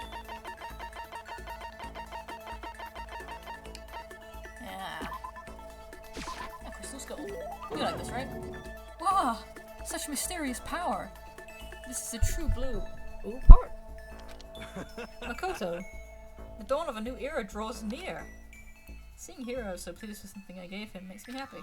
Could it be? Hey Makoto, you know what I think? You and me meeting like this, it wasn't a coincidence. So I've got some good news for you. I'm gonna give you a psychic reading at a huge discount. A discount? How about that? Normally it's $1,000 for 2 hours, but for you, let's call it $900. That's only a $100 discount. And even then, it's way too expensive. Don't be mean. Hey, come on. You should count yourself lucky that the ultimate clairvoyant is willing to tell your future. So, you write pretty often? Well? I sure am. At the bare minimum, I've got a 20% chance of accuracy. 20%? That sounds pretty sketchy. What the heck? For real? Don't make that face. Didn't you hear what I said? 20% of the time, I'm right every time. That includes natural disasters, election results, you name it. Don't you realize how amazing that is? How about that? Okay, fine. I'll give you a special trial run. After all, I've already seen what the future has in store for you. What? When did you see it? Well? You won't believe what I saw. It would appear that the mother of your children and the mother of my children are the same woman. I refuse. Denied. Don't like it. I'm right? Doesn't matter if you don't like it. That's just the way it is. 20% accuracy, you said? You know? At least. I pray to everything holy that you're wrong. Please be wrong, please. Now then, since that was a special trial run, I'm afraid I can't apply the discount. That'll be $1,000, please. Don't worry. You can pay me after we get out of here. Wait. Hold on. But there's no way you're gonna be right? If you like, I can do a reading right now to see whether my reading was right or not. Naturally, additional fees will apply. Think about it, okay? Let me know as soon as you're ready for my services. Oh. He's gone. Do I have enough in my bank account to take another crack at it? No. I can't bring myself to pay for something like that. I can see how people could fall into that kind of cycle, though. That was close. Please, whoever's listening, I'm begging you, whatever else happens, do not let him be right. Lost in thought. I'm getting loads of skills, but no SP to use them.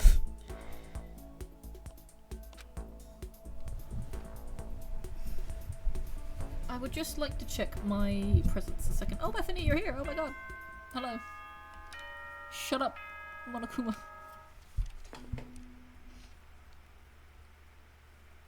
We just had the whole scene with Tako Mondo and Tako and Byakuya, and I can't tell which one was more cringe, to be honest. Nighttime is quickly approaching, but before it arrives, all students, please gather in the gym immediately. I don't really get Hero's ultimate. He's a clairvoyant. He's supposed to be psychic or whatever. He's like a fortune-telling dude. He's one of those fortune-telling machines that is basically just existing to scam your money. Emergency! Emergency!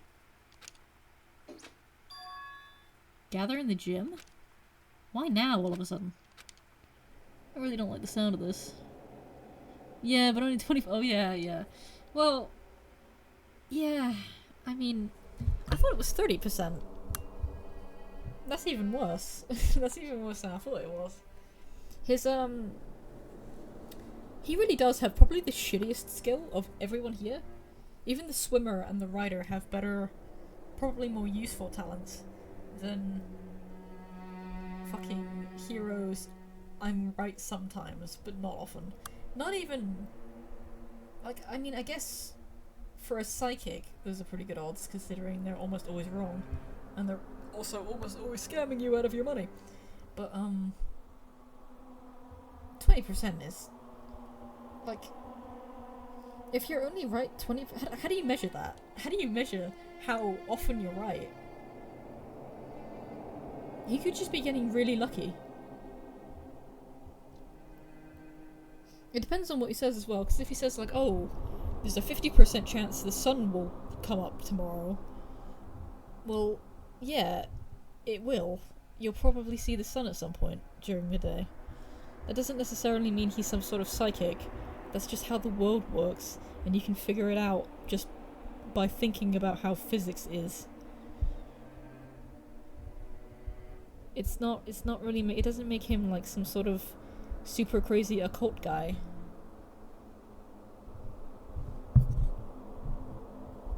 He's not really any... I don't know how you would even quantify his ability to get things correct. Maybe he just takes a certain number of readings and then totals up which ones come correct. Because you would have to do something really, really specific in order to be proven as a psychic. You can't just say, I'm seeing you're gonna wake up tomorrow morning. And then they do, and then they're like, oh my god, I can't believe he's so psychic. But in actuality, you're just gonna wake up tomorrow morning anyway. The chance of you dying in your sleep is pretty fucking low. So, you've got to take some really, really specific readings, and then have those come true, in order for it to be right. And then you have to tally those up and see how often he gets them right, consistently over the course of several years. Because you can't just do it once, and then it'd be like, oh, well, he got 20% of his readings were correct, therefore he has a 20% chance of being right. You would have to do studies on this, which would take several years of him taking readings and seeing how many he gets right in order to average it out at 20%. You'd think his ultimate would actually come in handy in this killing school situation, but he's just chilling and freaking. He really is. He's just... You would think... I mean, 20% chance. He might as well not say anything, to be fair, because that's so low that he has an... Think about it this way. Instead of saying he has a 20% chance of being right, he has an 80% chance of being wrong. Doesn't sound so good now, does it? It's really bad. It's not good. So if him saying like, I predict that, I don't know, so and so is gonna murder someone, well, you have an 80% chance of being wrong, so why should we listen to him? Like, he really doesn't have very good odds. Anything he says is more likely to be wrong than right. So there isn't really a great deal of point. Why is he at the school? Why did Hope's Peak scout him? His ultimate is useless. Anyway. Ugh. I really don't like the sound of this. I have a terrible feeling.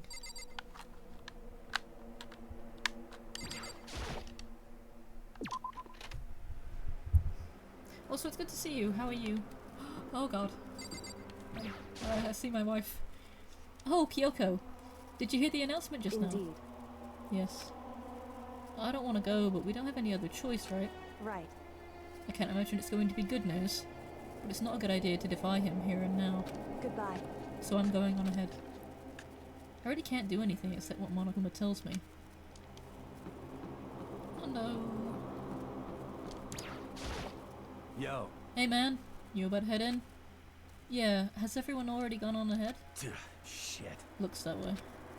I don't like it, but nothing good's gonna come from ignoring that goddamn bear. Mondo, are you sure you're okay? You kinda went all out in that sauna. What? Huh? Who went all out? That shit doesn't even faze me. Yo. But, you know, there at the edge of hell, a promise between men was waiting for me. Never saw it coming. Yo. Anyway, let's get our asses into the gym. Man, something unique must have happened between the two of them.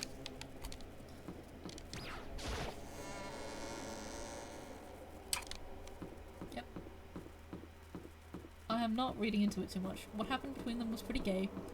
It's not reading into it too much, it's just what happened.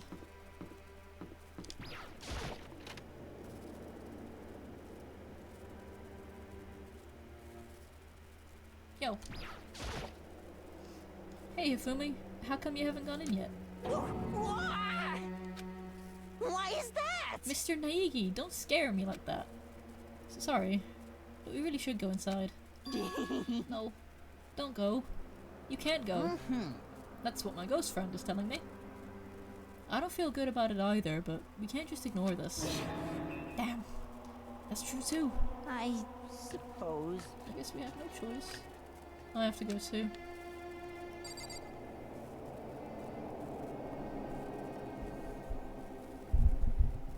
Honestly, it's something I've noticed about him, Hina, and Toko. Out of all the characters, they don't use their ultimates. The sauna scene is cripplingly gay. It wasn't gay up until after we didn't see them anymore, and then they started saying some really gay shit, and then Makoto left, which probably for the best. So yeah, Hiro, Hina, and Toko. I mean, we've got the ultimate clairvoyant, who never uses his skill, as you say. He never tries to predict any outcomes during the trial, which would be the most useful time for him to use it. Hina's a swimmer, which, unless Hope's Peak is somehow in the middle of the ocean, and they just, like, picked the school up and dumped it in the middle of the ocean so no one could leave, like Alcatraz or some shit. Please don't tell me that's what happens. But I would cry. But Hina's, I mean, like, there's no water around. I mean, yes, she's fit and athletic, but then so are several other characters, so, like, me. She's pretty small as well, isn't she, like 5'3" or something? Yeah, you're being homophobic right now for saying the word gay. Automod can't cope. I need to turn that off somehow. Anytime you say anything even remotely sexually explicit, like saying the word gay, for example, which is basically just, you might as well have posted porn in my chat, it can't handle it. So, what am I doing? Hang on, wait, what am I doing?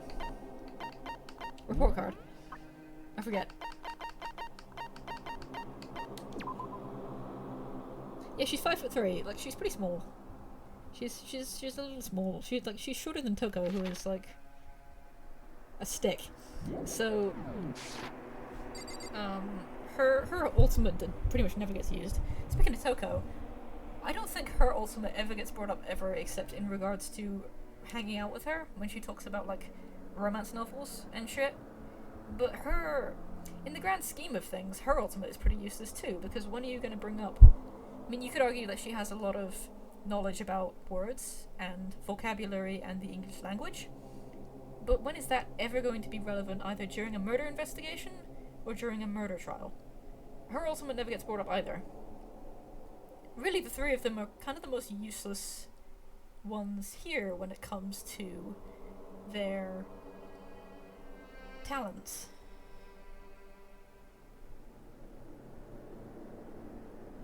Yeah, anyway, no spoilers because Kate's here. But yeah. Let's go in and see what Monokuma has to say. Hey y'all. Asking us to gather together all of a sudden like this. What could he possibly want? Well, Indeed. What might await us this time? He keeps things interesting, that's for certain. How is that funny? Can't you smile like a normal person once in a while? No, he can't. He's literally incapable. Like how the housewife on a classic TV show smiles at the end of an episode. Byakuya, your housewife coded? There's something totally messed up with you if you can laugh at a time like this. He is a twink. Which of us is actually messed up? huh? What's that supposed to mean? Nothing in particular. Just admiring, that's all. I don't want to kill anyone. But I also don't want to stay here living in blind denial day after day. I was just admiring how you could live like that and still keep your sanity. What is this? Oh, he's such a bitch. He tries to rile people up. He really does. The things he said, like, he could just say nothing at all, but he chooses not to because he knows it would piss people off. The more I think about him, and the more I see him now playing this game, he is very rapidly creeping up to be one of my favourite characters. I can't stop thinking about him. He's becoming a bit like Toko in my mind, where I just can't stop thinking about him and his psychology. They're both such interesting characters to me. But I never really considered him the same way I considered her and thought about her. But he is becoming very quickly more interesting to me, and I can't stop thinking about him. I'm not in denial. That reminds me. Remember how you kept talking about how the police or whoever would come help us? How'd that turn out?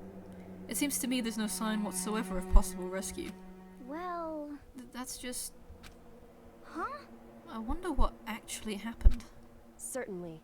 It's strange, that's true. Oh my god, Kyoko, I love her so much as well. There's no way the police wouldn't know about it. We're right in the middle of a major urban area. She's so smart, dude. She's so smart and thoughtful about things. I love her dearly. What? The police suck. Yep, Mifumi's saying what we're all thinking.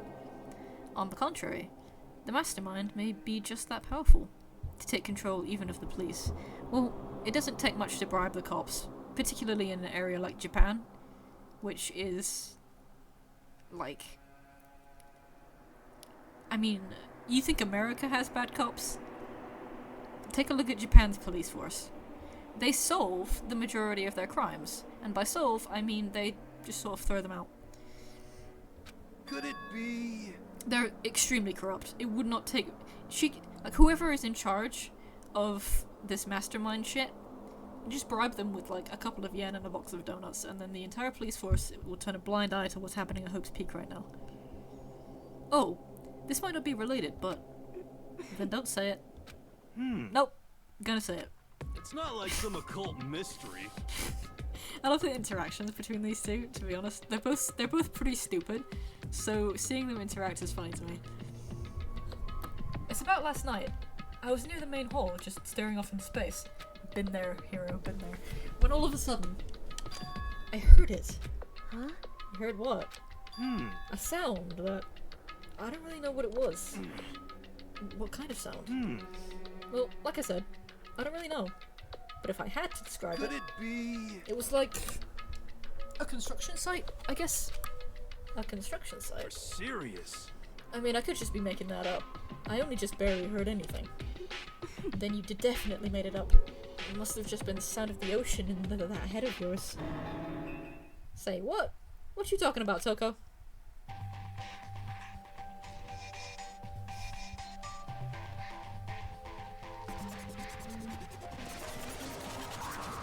Is it the first time Monokuma said someone else's name?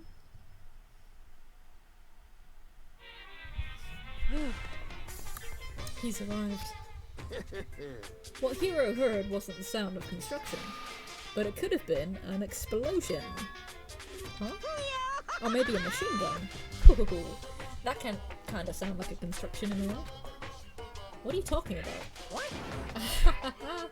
Beyond this point, my mouth is zipped. My lips are sealed. I'm fully buttered. It's a secret little secret. And? Fine. Then let's move on to what you can tell us. Why did you call us all here? Say what? You don't beat around the old bush, do you? Ready for me to get to the point, huh? If you please. But before that, you mind if I vent a little? I'm low on energy these days. My stitching's even losing all its shine and luster. I'm thinking, it's probably because of this ho-hum, boring old everyday life. I'm looking for something with a little more stimulation. Something rife with danger and intrigue. Yep. Listen, can I just be frank? Today, No, you can't. You're I'm monocular. feeling You can't be frank. black. No one can be frank. The next Blackened hasn't shown up yet.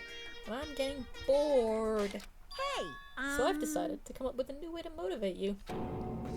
Motivate? Is it another set of videos or something? Are you gonna show us some demented thing to try and drive us all to murder? Damn it! Drive you to murder? What a mean thing to say. Just awful. You hear me? I don't know what you've got planned, but we're not going to kill each other anymore. Got it! No matter what you do, I swear to God we won't. That's very big talk. Do your very best to back it up, okay? Now then, with your permission, let me begin. So this time, it's embarrassing memories and secrets. As long as you're alive, it's a given that there's things you don't want other people to know about you. So I did a little investigating of my own, and I dug up some of your darkest secrets. You little And bastard. those embarrassing memories and secrets are all contained in the envelopes I have right here. I'm going to hand them out now, so take a second to take a peek.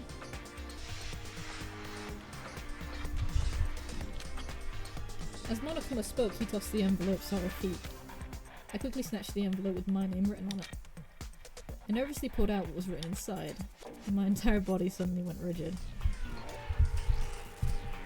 Okay, we opened up the letters. Makoto apparently went to bed until he was in 5th grade. What a freak. Sorry, while you've been gone, I didn't go very far. We've just been speaking about milk. What? How? How'd you find out about this? Everyone started talking at once. You have 24 hours. If someone doesn't become blackened by then, all your deepest, darkest, most embarrassingest secrets will be exposed to the world. Maybe I'll roll by a crowded intersection in a van strapped with loudspeakers and spill the beans. Wouldn't that be so embarrassing? So that's what you meant by motivate. Yep, you got it. They're all pretty unpleasant, trust me. None of you want me to reveal that stuff, right? It's definitely something I'd rather people not know, but we'd never kill over something like that. Spill the beans, Monokuma. What'd you say? Count on it! He's right. Your plan is doomed to fail. No one's gonna murder someone for this kind of thing. This is kind of Oh, depressing. no. Is it because, for better or worse, your memory is still a way to connect to the outside world? I have stuff I wouldn't want anyone to know, no matter what. So I assumed you'd all be the same. What, like your true identity, you bare bastard? Which is why I put so much effort into preparing this next motive. Man, you're saying you really won't kill each other over this stuff? That just sucks. Well, what can you do? Okay, then in 24 hours I'll expose all your secrets just to make myself feel a little better. Okay. So sad, so depressed. Fare not well. With an almost convincing look of depressed dejection on his face, Monokuma receded into the gym's depths. So, I didn't know what to expect at first, but maybe we dodged a bullet on this one. I mean, yeah, having those secrets revealed is gonna be totally embarrassing, but that's seriously not enough to give someone a reason to kill, right? Listen to me! Good news, everyone. I have a brilliant idea. You hear me? Why don't we all just confess the secrets in those envelopes right here and now? Without a doubt. If we do that, any and all motivation for murder will vanish. That's pretty smart, right? Quiet down and listen! Okay, so my most embarrassing thing is, I don't want to hear your stupid story. What? Besides, I don't want to talk about it. I don't care what anyone says. I don't want to talk about mine. as for me, Neither do I. Not because it is unpleasant, but because it is impossible. Oh? Well, it's just human nature to want to hear it when you say it's impossible. Come on, it'll be good for you. Absolutely not. Come on. It's okay. Come on. Just a little bit. Come on, come on, come on. honestly. As I said. Here we go. Come on, come on, come on, come on, come on. Hey! I said I don't want to talk about it, you human bag of lard. Say what? I agree with them. There's no need to discuss it. What do you think, Chihiro? I'm sorry, Sorry. I don't really want to talk about it right now. but But I also don't want to leave things the way they are. So maybe I can talk about it later. After I try my best to become strong, then I can tell everyone. so, If you don't want to talk about it, you don't have to. I'm not super excited to talk about it either. That's true. If everyone's against it, even if my bro's the one that suggested it, I gotta say no. Well, that's okay then. Either way, if it's just a few secrets, I'm sure nobody's about to kill anybody over it. Nope, you're right. A secret so bad you'd kill someone to keep it. Nobody's got something like that, right? Okay, I'll stop with all the secret talk, but You hear me? each of us has 24 hours to get ready. Having our secret exposed isn't going to be fun, but it's not like we're gonna die because of it. So, you know, don't do anything hasty. The way you keep repeating it kinda makes me worry even more. Chihiro is a baby. Protect the baby. Oh, okay, sorry. I know it's gonna be tough, but... Damn it, it's nighttime. Secrets are memories you don't want anyone to know about. A way to connect to the outside world. Honestly, all that crap Monokuma was spouting didn't have any effect on me. There's no way anyone would kill over stuff like that.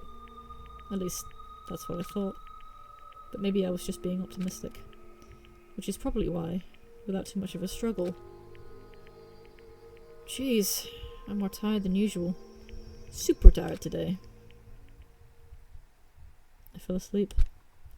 But what I didn't know is that even then, a tragedy was taking place.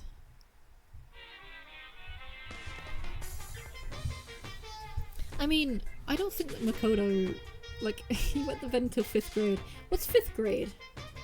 Is that like when you're 12 or something? How old are 5th graders? I never went to school, so I have no idea. I mean, his secret is hardly anything to be worried about. I mean, yeah, it's kind of goofy that he pissed himself frequently until he was like older, but there's so many worse things he could have done. Is that really the best Monokuma could come up with? I mean, on the one hand, he could have just... He might not have been able to find anything worse on Makoto, but on the other hand, he could have found out every little detail about his entire life, and that genuinely is the worst thing, most embarrassing thing Makoto's ever done, which is funny. And it really speaks to Makoto's character that the most embarrassing incident he ever had was he just pisses himself a lot. It's kind of funny. The poor guy. Like I said, I really want to know what all of the other characters have on them, because we do find out some of them during the course of this chapter. But what about the others? I want to know what was in Celeste's. An average and boring secret for an average student. Aww. He really is painfully boring, isn't he? Love him to pieces, but Jesus. Hey, do you have a second? I want to confide in you. It's about the prevailing world attitude right now. The difference between passive and active, I mean. For example, it's the difference between like, oops, I killed him, and yeah, that's right, I killed him. Amazingly, there are tons of people who don't understand the difference. Can you believe it? But there's a huge difference between oops and that's right. You know what I'm saying, right? Anyone can kill someone in the heat of the moment, but surprisingly few can do it with calculated intent. So make that choice, then put it into action. It's way harder than just letting your emotions lead you. It's all about preparation. Resolve. So maybe you're wondering, what's the point I'm trying to make? Well, I'm not totally sure myself. Maybe you should try reading between the lines.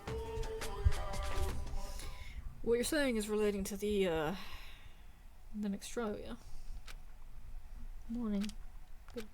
Good morning. Good Oh, God. morning! Get out of my room. Ah! Nice reaction. I'm glad to see you didn't disappoint. What? What are you doing here? Yep. I wanted to spice things up. So instead of a school announcement, I decided to wake you up in person. What the hell for? Because it's fun. He is chaos incarnate. He doesn't give a shit. He does everything he does because it's funny to him. He and Byakuya will get along great. And as long as I'm here, I figured I'd let you hear it right from the bearer's mouth. Hear what?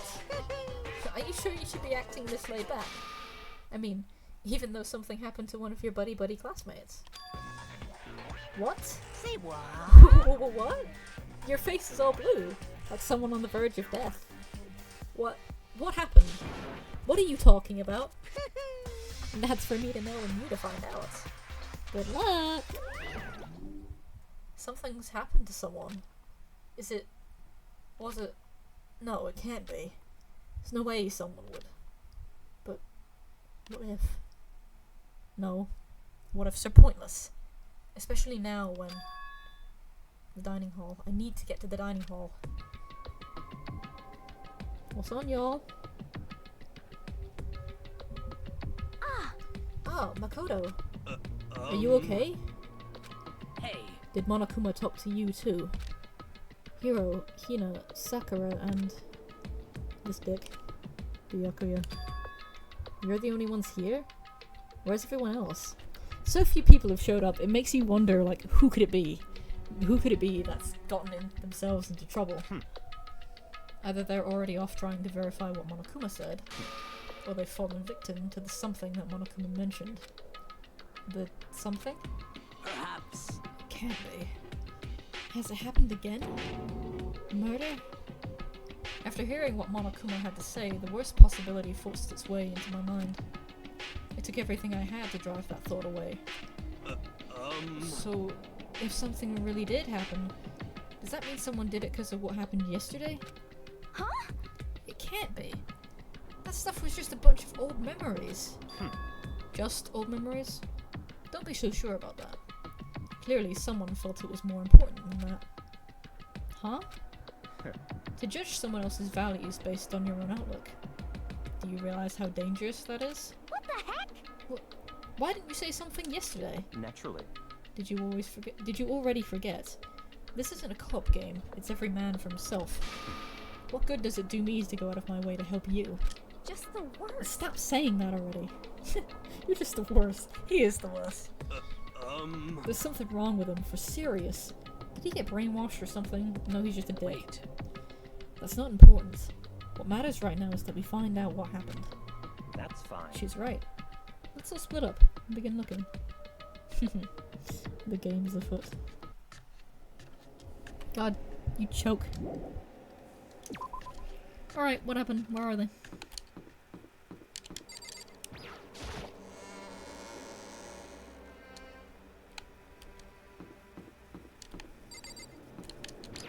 Yo.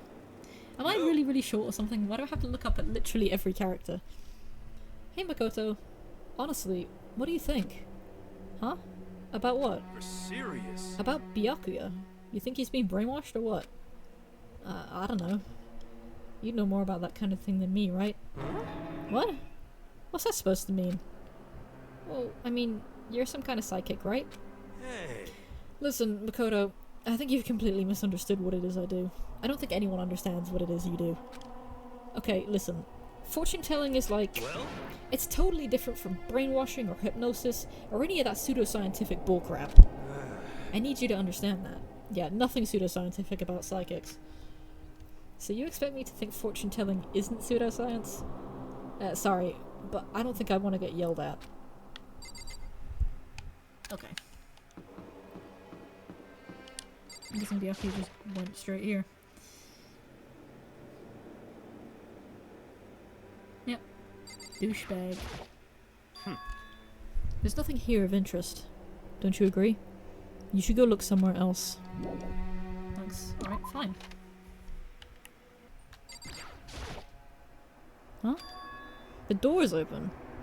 But aren't they supposed to be locked?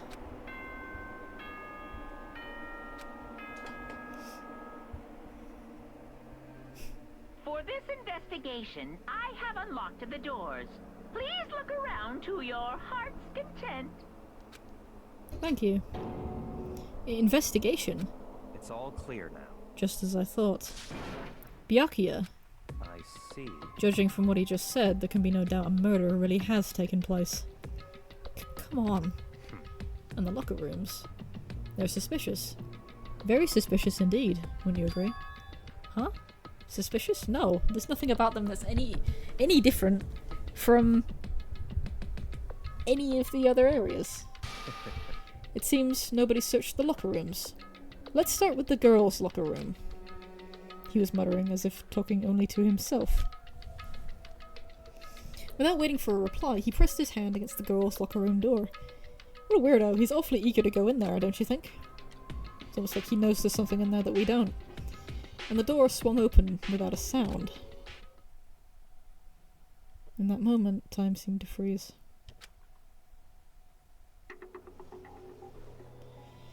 Oh.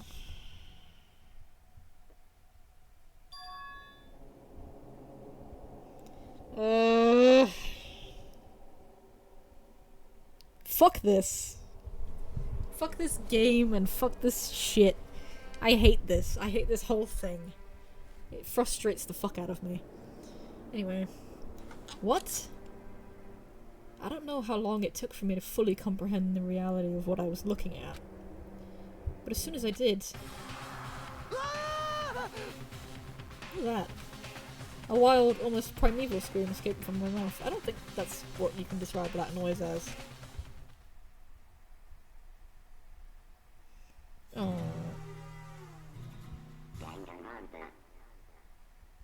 Oh. Poor Chihiro. I tried to suppress my screaming, but it was useless. It surged out of me like water from a spring gushing out of the ground. Yakuya, on the other hand. Very strange. Most unusual, don't you think? He was totally calm. Almost like he was watching this all unfold in front of a TV screen. I see. Look, Chihiro's corpse has been suspended somehow. And something's been written on the wall. In blood. Bloodlust. Such a brutal way to kill someone. No. This is beyond brutal. Wouldn't you agree? They killed her. How can it not be brutal? No, that's not my point. The murder is far too bizarre for any everyday amateur to have committed it. Unlike with Sayaka, this murder was not a crime of passion or necessity. It's almost as if whoever did this did it for fun. You see what I mean, don't you? What? My head was swimming. I was still reading, too confused to understand what he was trying to say. And before I could even begin to clear my head, everybody else comes following. Oh, fuck's sake, they're all gonna see it. Yep, everyone else comes in. Hey, I heard screaming. Did something... Chihiro?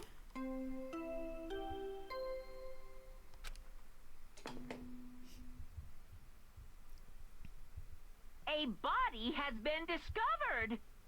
After a certain amount of time, which you may use however you like, the class trial will begin. What the hell was that? What? Ah, that's right, you were unconscious during Sayaka's, so you don't know about it. What you just heard was the body discovery announcement. Apparently, when 3 or more people discover a body, an announcement plays to let everyone know. I imagine it's so the search for the culprit can proceed fairly for everyone involved. Proceed fairly? The body discovery announcement? Then Chihiro really is... Naturally. Dead, yes. Before you start screaming your head off, go round everyone up. It seems another game has begun. Another life or death game to uncover a killer. Taka bolted out of the locker room. As everyone made their way to the scene, it felt as if no time at all passed. It was like my sense of time had just taken wing and flown away. When I finally came back to myself, I saw everyone had the same look of confusion, fear, and anger. We all just stood there, gathered around Chihiro's body. Oh, poor Chihiro. Damn. I couldn't keep her safe. So there's another victim. Which means we are now in the same position once again. I know, I'm sorry. Oh, I'm sorry, Kate. Oh, God. Fuck, man. What the fuck is this? What? It's a dream. This is a dream. It's all just a dream. Celeste always calm. Celeste don't have feelings. In fact, I haven't even been born yet. I don't have any memory of ever being alive. Shut up. Oh. sake. This genuinely upset me a lot when I first saw this. Like, I had a feeling Chihiro would probably die at some point, but I didn't think it would be quite so early. It's only the second... I mean, someone's gotta die, right? But it's only the second trial. I thought, I'll talk to you. I can't talk to anybody. For now, pay attention to the wall. Huh? I said it once already. There's a word written there. On the wall? Yep. I see it. The word bloodlust is written on the wall in blood. So... I don't think it's any kind of dying message. It's just too strange. But you know, that thing about writing bloodlust in blood? Doesn't it sound kind of familiar?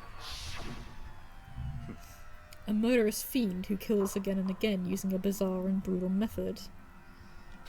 And at the scene of each crime, the word bloodlust is written in the victim's own blood. They're like a ghost, attacking suddenly and then slipping away before the police can catch up to them. And what nickname did the internet give to this mysterious serial killer?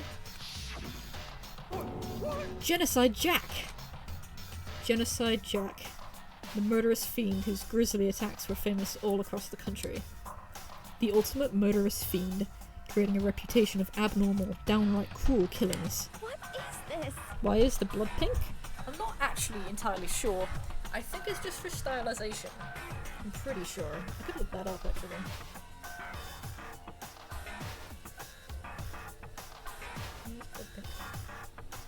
Yeah, I'm pretty sure it's just for stylization points. To avoid censorship. Yeah, it's for censorship purposes.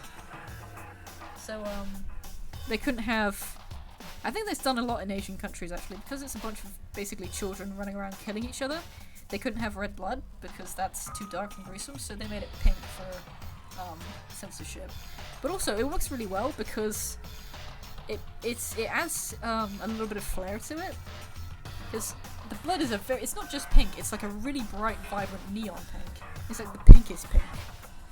It's super bright, super colourful. I mean, if you think about like a silhouette, for example, and having the pink blood all covering it in like a splash pattern, it would be really vibrant and stand out a lot. So it definitely makes the game a bit more unique in that regard by having... I mean, I see a lot of the time when a bright pink in that sort of shade gets splashed somewhere in like a video or a picture on the internet. I looked at some of the comments and everyone was like, I thought I could escape Danganronpa. But every time people see, yeah, hot pink. Whenever people see bright red or bright pink, like a colour like that splashed on a wall or something, people think about Danganronpa. So it has definitely helped the game cement itself in people's mind by having such a unique and different colour for the blood. It's very... like everyone thinks Danganronpa when they see a colour pink like that. It's very eye-catching. Then this is some copycat killer trying to imitate Genocide Jack's style. But why would anyone do that? Perhaps it's the work of the real Genocide Jack. The real? Wait, are you saying Genocide Jack is here in the school? No way! There's no way. But going so far as to write bloodlust at the scene, I'm surprised at their stupidity. Well, I can't imagine a worse situation than dealing with a stupid murderer. Jack is a bit dumb. Jack is kind of dumb, so not that dumb, but dumb. Ah. What is it now? Toko! Hina was pointing towards the entrance to the girls' locker room. Toko was the last to arrive. Now she was just standing there. No. Why? Why? Why? Why? Oh. She fainted. That did not sound good. Toko? Hina rushed over to the collapsed Toko and started trying to shake her awake. Toko, are you okay? Come on, wake up! Oh, that's right. I just remember what she said about how she faints anytime she sees blood, except that one time. Oh. So she is hemophobic. In 2024, honestly, Toko, I imagine she does not watch too many horror films then. This isn't a violation of the rules, right? I mean, technically she passed out somewhere beside her room. No, I think it should be okay. The regulations prohibit sleeping, like on purpose. I like how that's the first thing that Hiro was worried about. It's kind of sweet of him, to be honest. Like, she passes out and he's worried about how she might get punished because she technically fell asleep somewhere other than the dorms. Oh, so she didn't faint on purpose, it doesn't count. Gotcha. Just a second. Toko, can you hear me? Hey, you gotta wake up. As if she'd heard her, Toko suddenly shot awake. As in, she literally jumped up from where she was laying. It was such a strange reaction. I was at a total loss for words. She leapt straight up in the air, changing her stance as she did. In no time flat, she was just standing up. Ignoring the physical contortions she had to go through, her motions were totally haphazard. Huh? What? Sorry about that, I was just so shocked, you know? It happens, right? Was I the only one? Toko, are you okay? I'm fine. Whoa, is that a dead body? Hey, are you dead? What the heck? She must have hit her head real hard when she fainted. The world has a front and a back, a top ending and a bottom, a sea of truth and a web of lies. Well... This is quite concerning. I mean, she sounds completely different. No, everything's fine. At least the stutter's all gone. That's a good thing, right? I see. It's clear to me that everything is not fine. Your eyes seem strangely vacant. It might be best if we take her back to her room for the time being. So, I don't mind taking her, but could someone help me? If you need help, I don't mind. Taka, could you help me? Completely ignored. She totally ignored me. Very well. You take care of the girl, and the rest of us can begin the investigation right away. Can I assume nobody has a problem leaving Sakura and Mondo on guard duty again? Hold on a second. Rushing to an investigation? The mastermind isn't behind that. After what happened last time, surely you realize that. Don't make me repeat myself. There's no question that Chihiro was murdered by someone amongst us. Isn't that right, Monokuma? Of course! Right as rain. But don't take it as a bad thing. It's just a fact of life. Because that's how graduation works. I don't want to say this. Then it's happened again? Is that what you're saying? That another one of us killed a fellow classmate? What? Does that freak you out? You guys got no balls, you know that? Is there just nothing down there at all? I'll let you put them on if you want. Actually, I don't have any either. Sorry. Stop talking. Stop monologuing and give us what you came here to give us. You did bring it, right? I sure did, chum. It's Allow me to present the next Monokuma file. I know how much you must be looking forward to it. See ya So please, do your very tippy-toppy best on this investigation. No Dickhead. way! Do we really gotta do another investigation? Examining the corpse of one of our friends. Having to suspect all our other friends. It's traumatizing. Why? I hate this. I can't take it anymore. I hate it too. Oh, here. Easy up, mate. I've had enough. I'm getting out of here. Hey! Where do you plan on going? There's nowhere to run. Such Just ignorance. accept it already. After all, blood is just a liquid. A dead body is a simple object. You are very enthusiastic about all of this, are you not? Naturally. How can I not be? If we don't unmask the culprits, we all die. That's true, but to jump into it so soon... What? What? Do you want to die? Such ignorance. Fine. Go off and die somewhere. Right now, go ahead. You're a waste of space. Damn you! Dead body is an object? Piece of shit! Chihiro wasn't an object. Show a little respect or I'll beat some into you. calm down. Everyone stop bickering. Listen, there's some truth in what Byakuya said. Kyoko, Because... if we don't solve the mystery and find the killer, our own lives are forfeit. I mean, if Byakuya is right that Genocide Jack is somehow the one who killed Chihiro, That's right. then unless we do something, more victims could start piling up. What? Forget more victims. If we mess this up, we're all dead meat. Hey! Hey! Hold on. If that's your worry, you don't gotta worry any longer. In any one killing game, the guilty party may only kill a maximum of 2 people. What? I don't remember any rule like that. Actually... I just came up with it. I mean, if one person went around and killed everyone, your lovely student life would be all over, right? The new rule has been added to the regulations menu. So then... In that case, why not limit it to 1 person? Hey, Well, in a good mystery, you don't want to miss out on at least the potential of a serial killer angle. Just one would totally murder that possibility. Punishment is waiting for you. Farewell for now. I'll catch you guys at the class trial.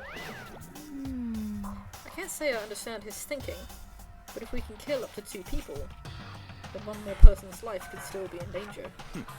Interesting. Which is definitely not good. We need to uncover the culprit before something else happens. You son of a bitch! You need to shut the fuck up! So, Well, for now, Taka and me are gonna drop Toko off at her room. Nice! I'm gonna get dropped off. there is nothing to be done. What a goof. We have no time to stand around here.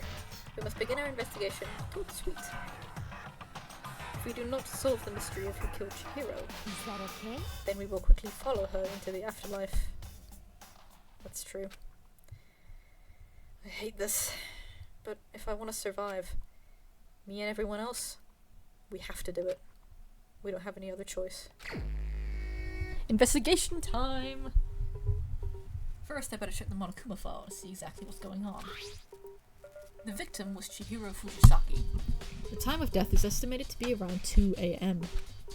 The body was discovered in the girls' locker room on the 2nd floor of the school. The cause of death was a blow to the head with a blunt object. She was killed instantly. That's all it says. Well, it's not like there's any point in complaining about it. No matter what, I gotta do what I gotta do.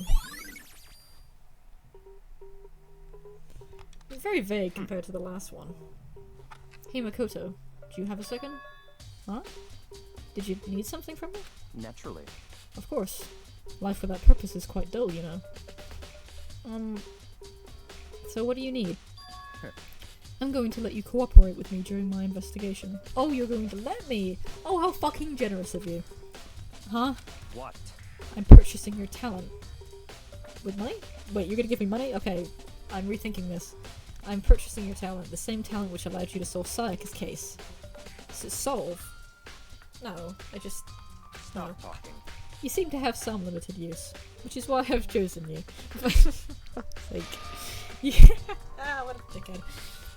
The things he says are so amusing. He just manages...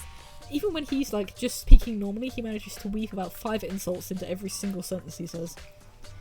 You have the honor of contributing to my investigation. So, you're inviting me to come with you. You're doing it in the most arrogant way possible, though. Let's go. Now then. Shall we get started? But we need to get moving. There's no time to be standing around. I don't really know what just happened, but it looks like backhanded compliments. These aren't compliments, I would argue. These are more like backhanded insults. He's just beating me up right now with his words. But it looks like I'll be working with Byakuya on this one. Ugh, god. Fuck my life. Alright. Question. Should we stop now before we investigate? And then come back after dinner? Or should we do the investigation now? I'll probably have time to finish it. And then do the trial after dinner. At like 6:30.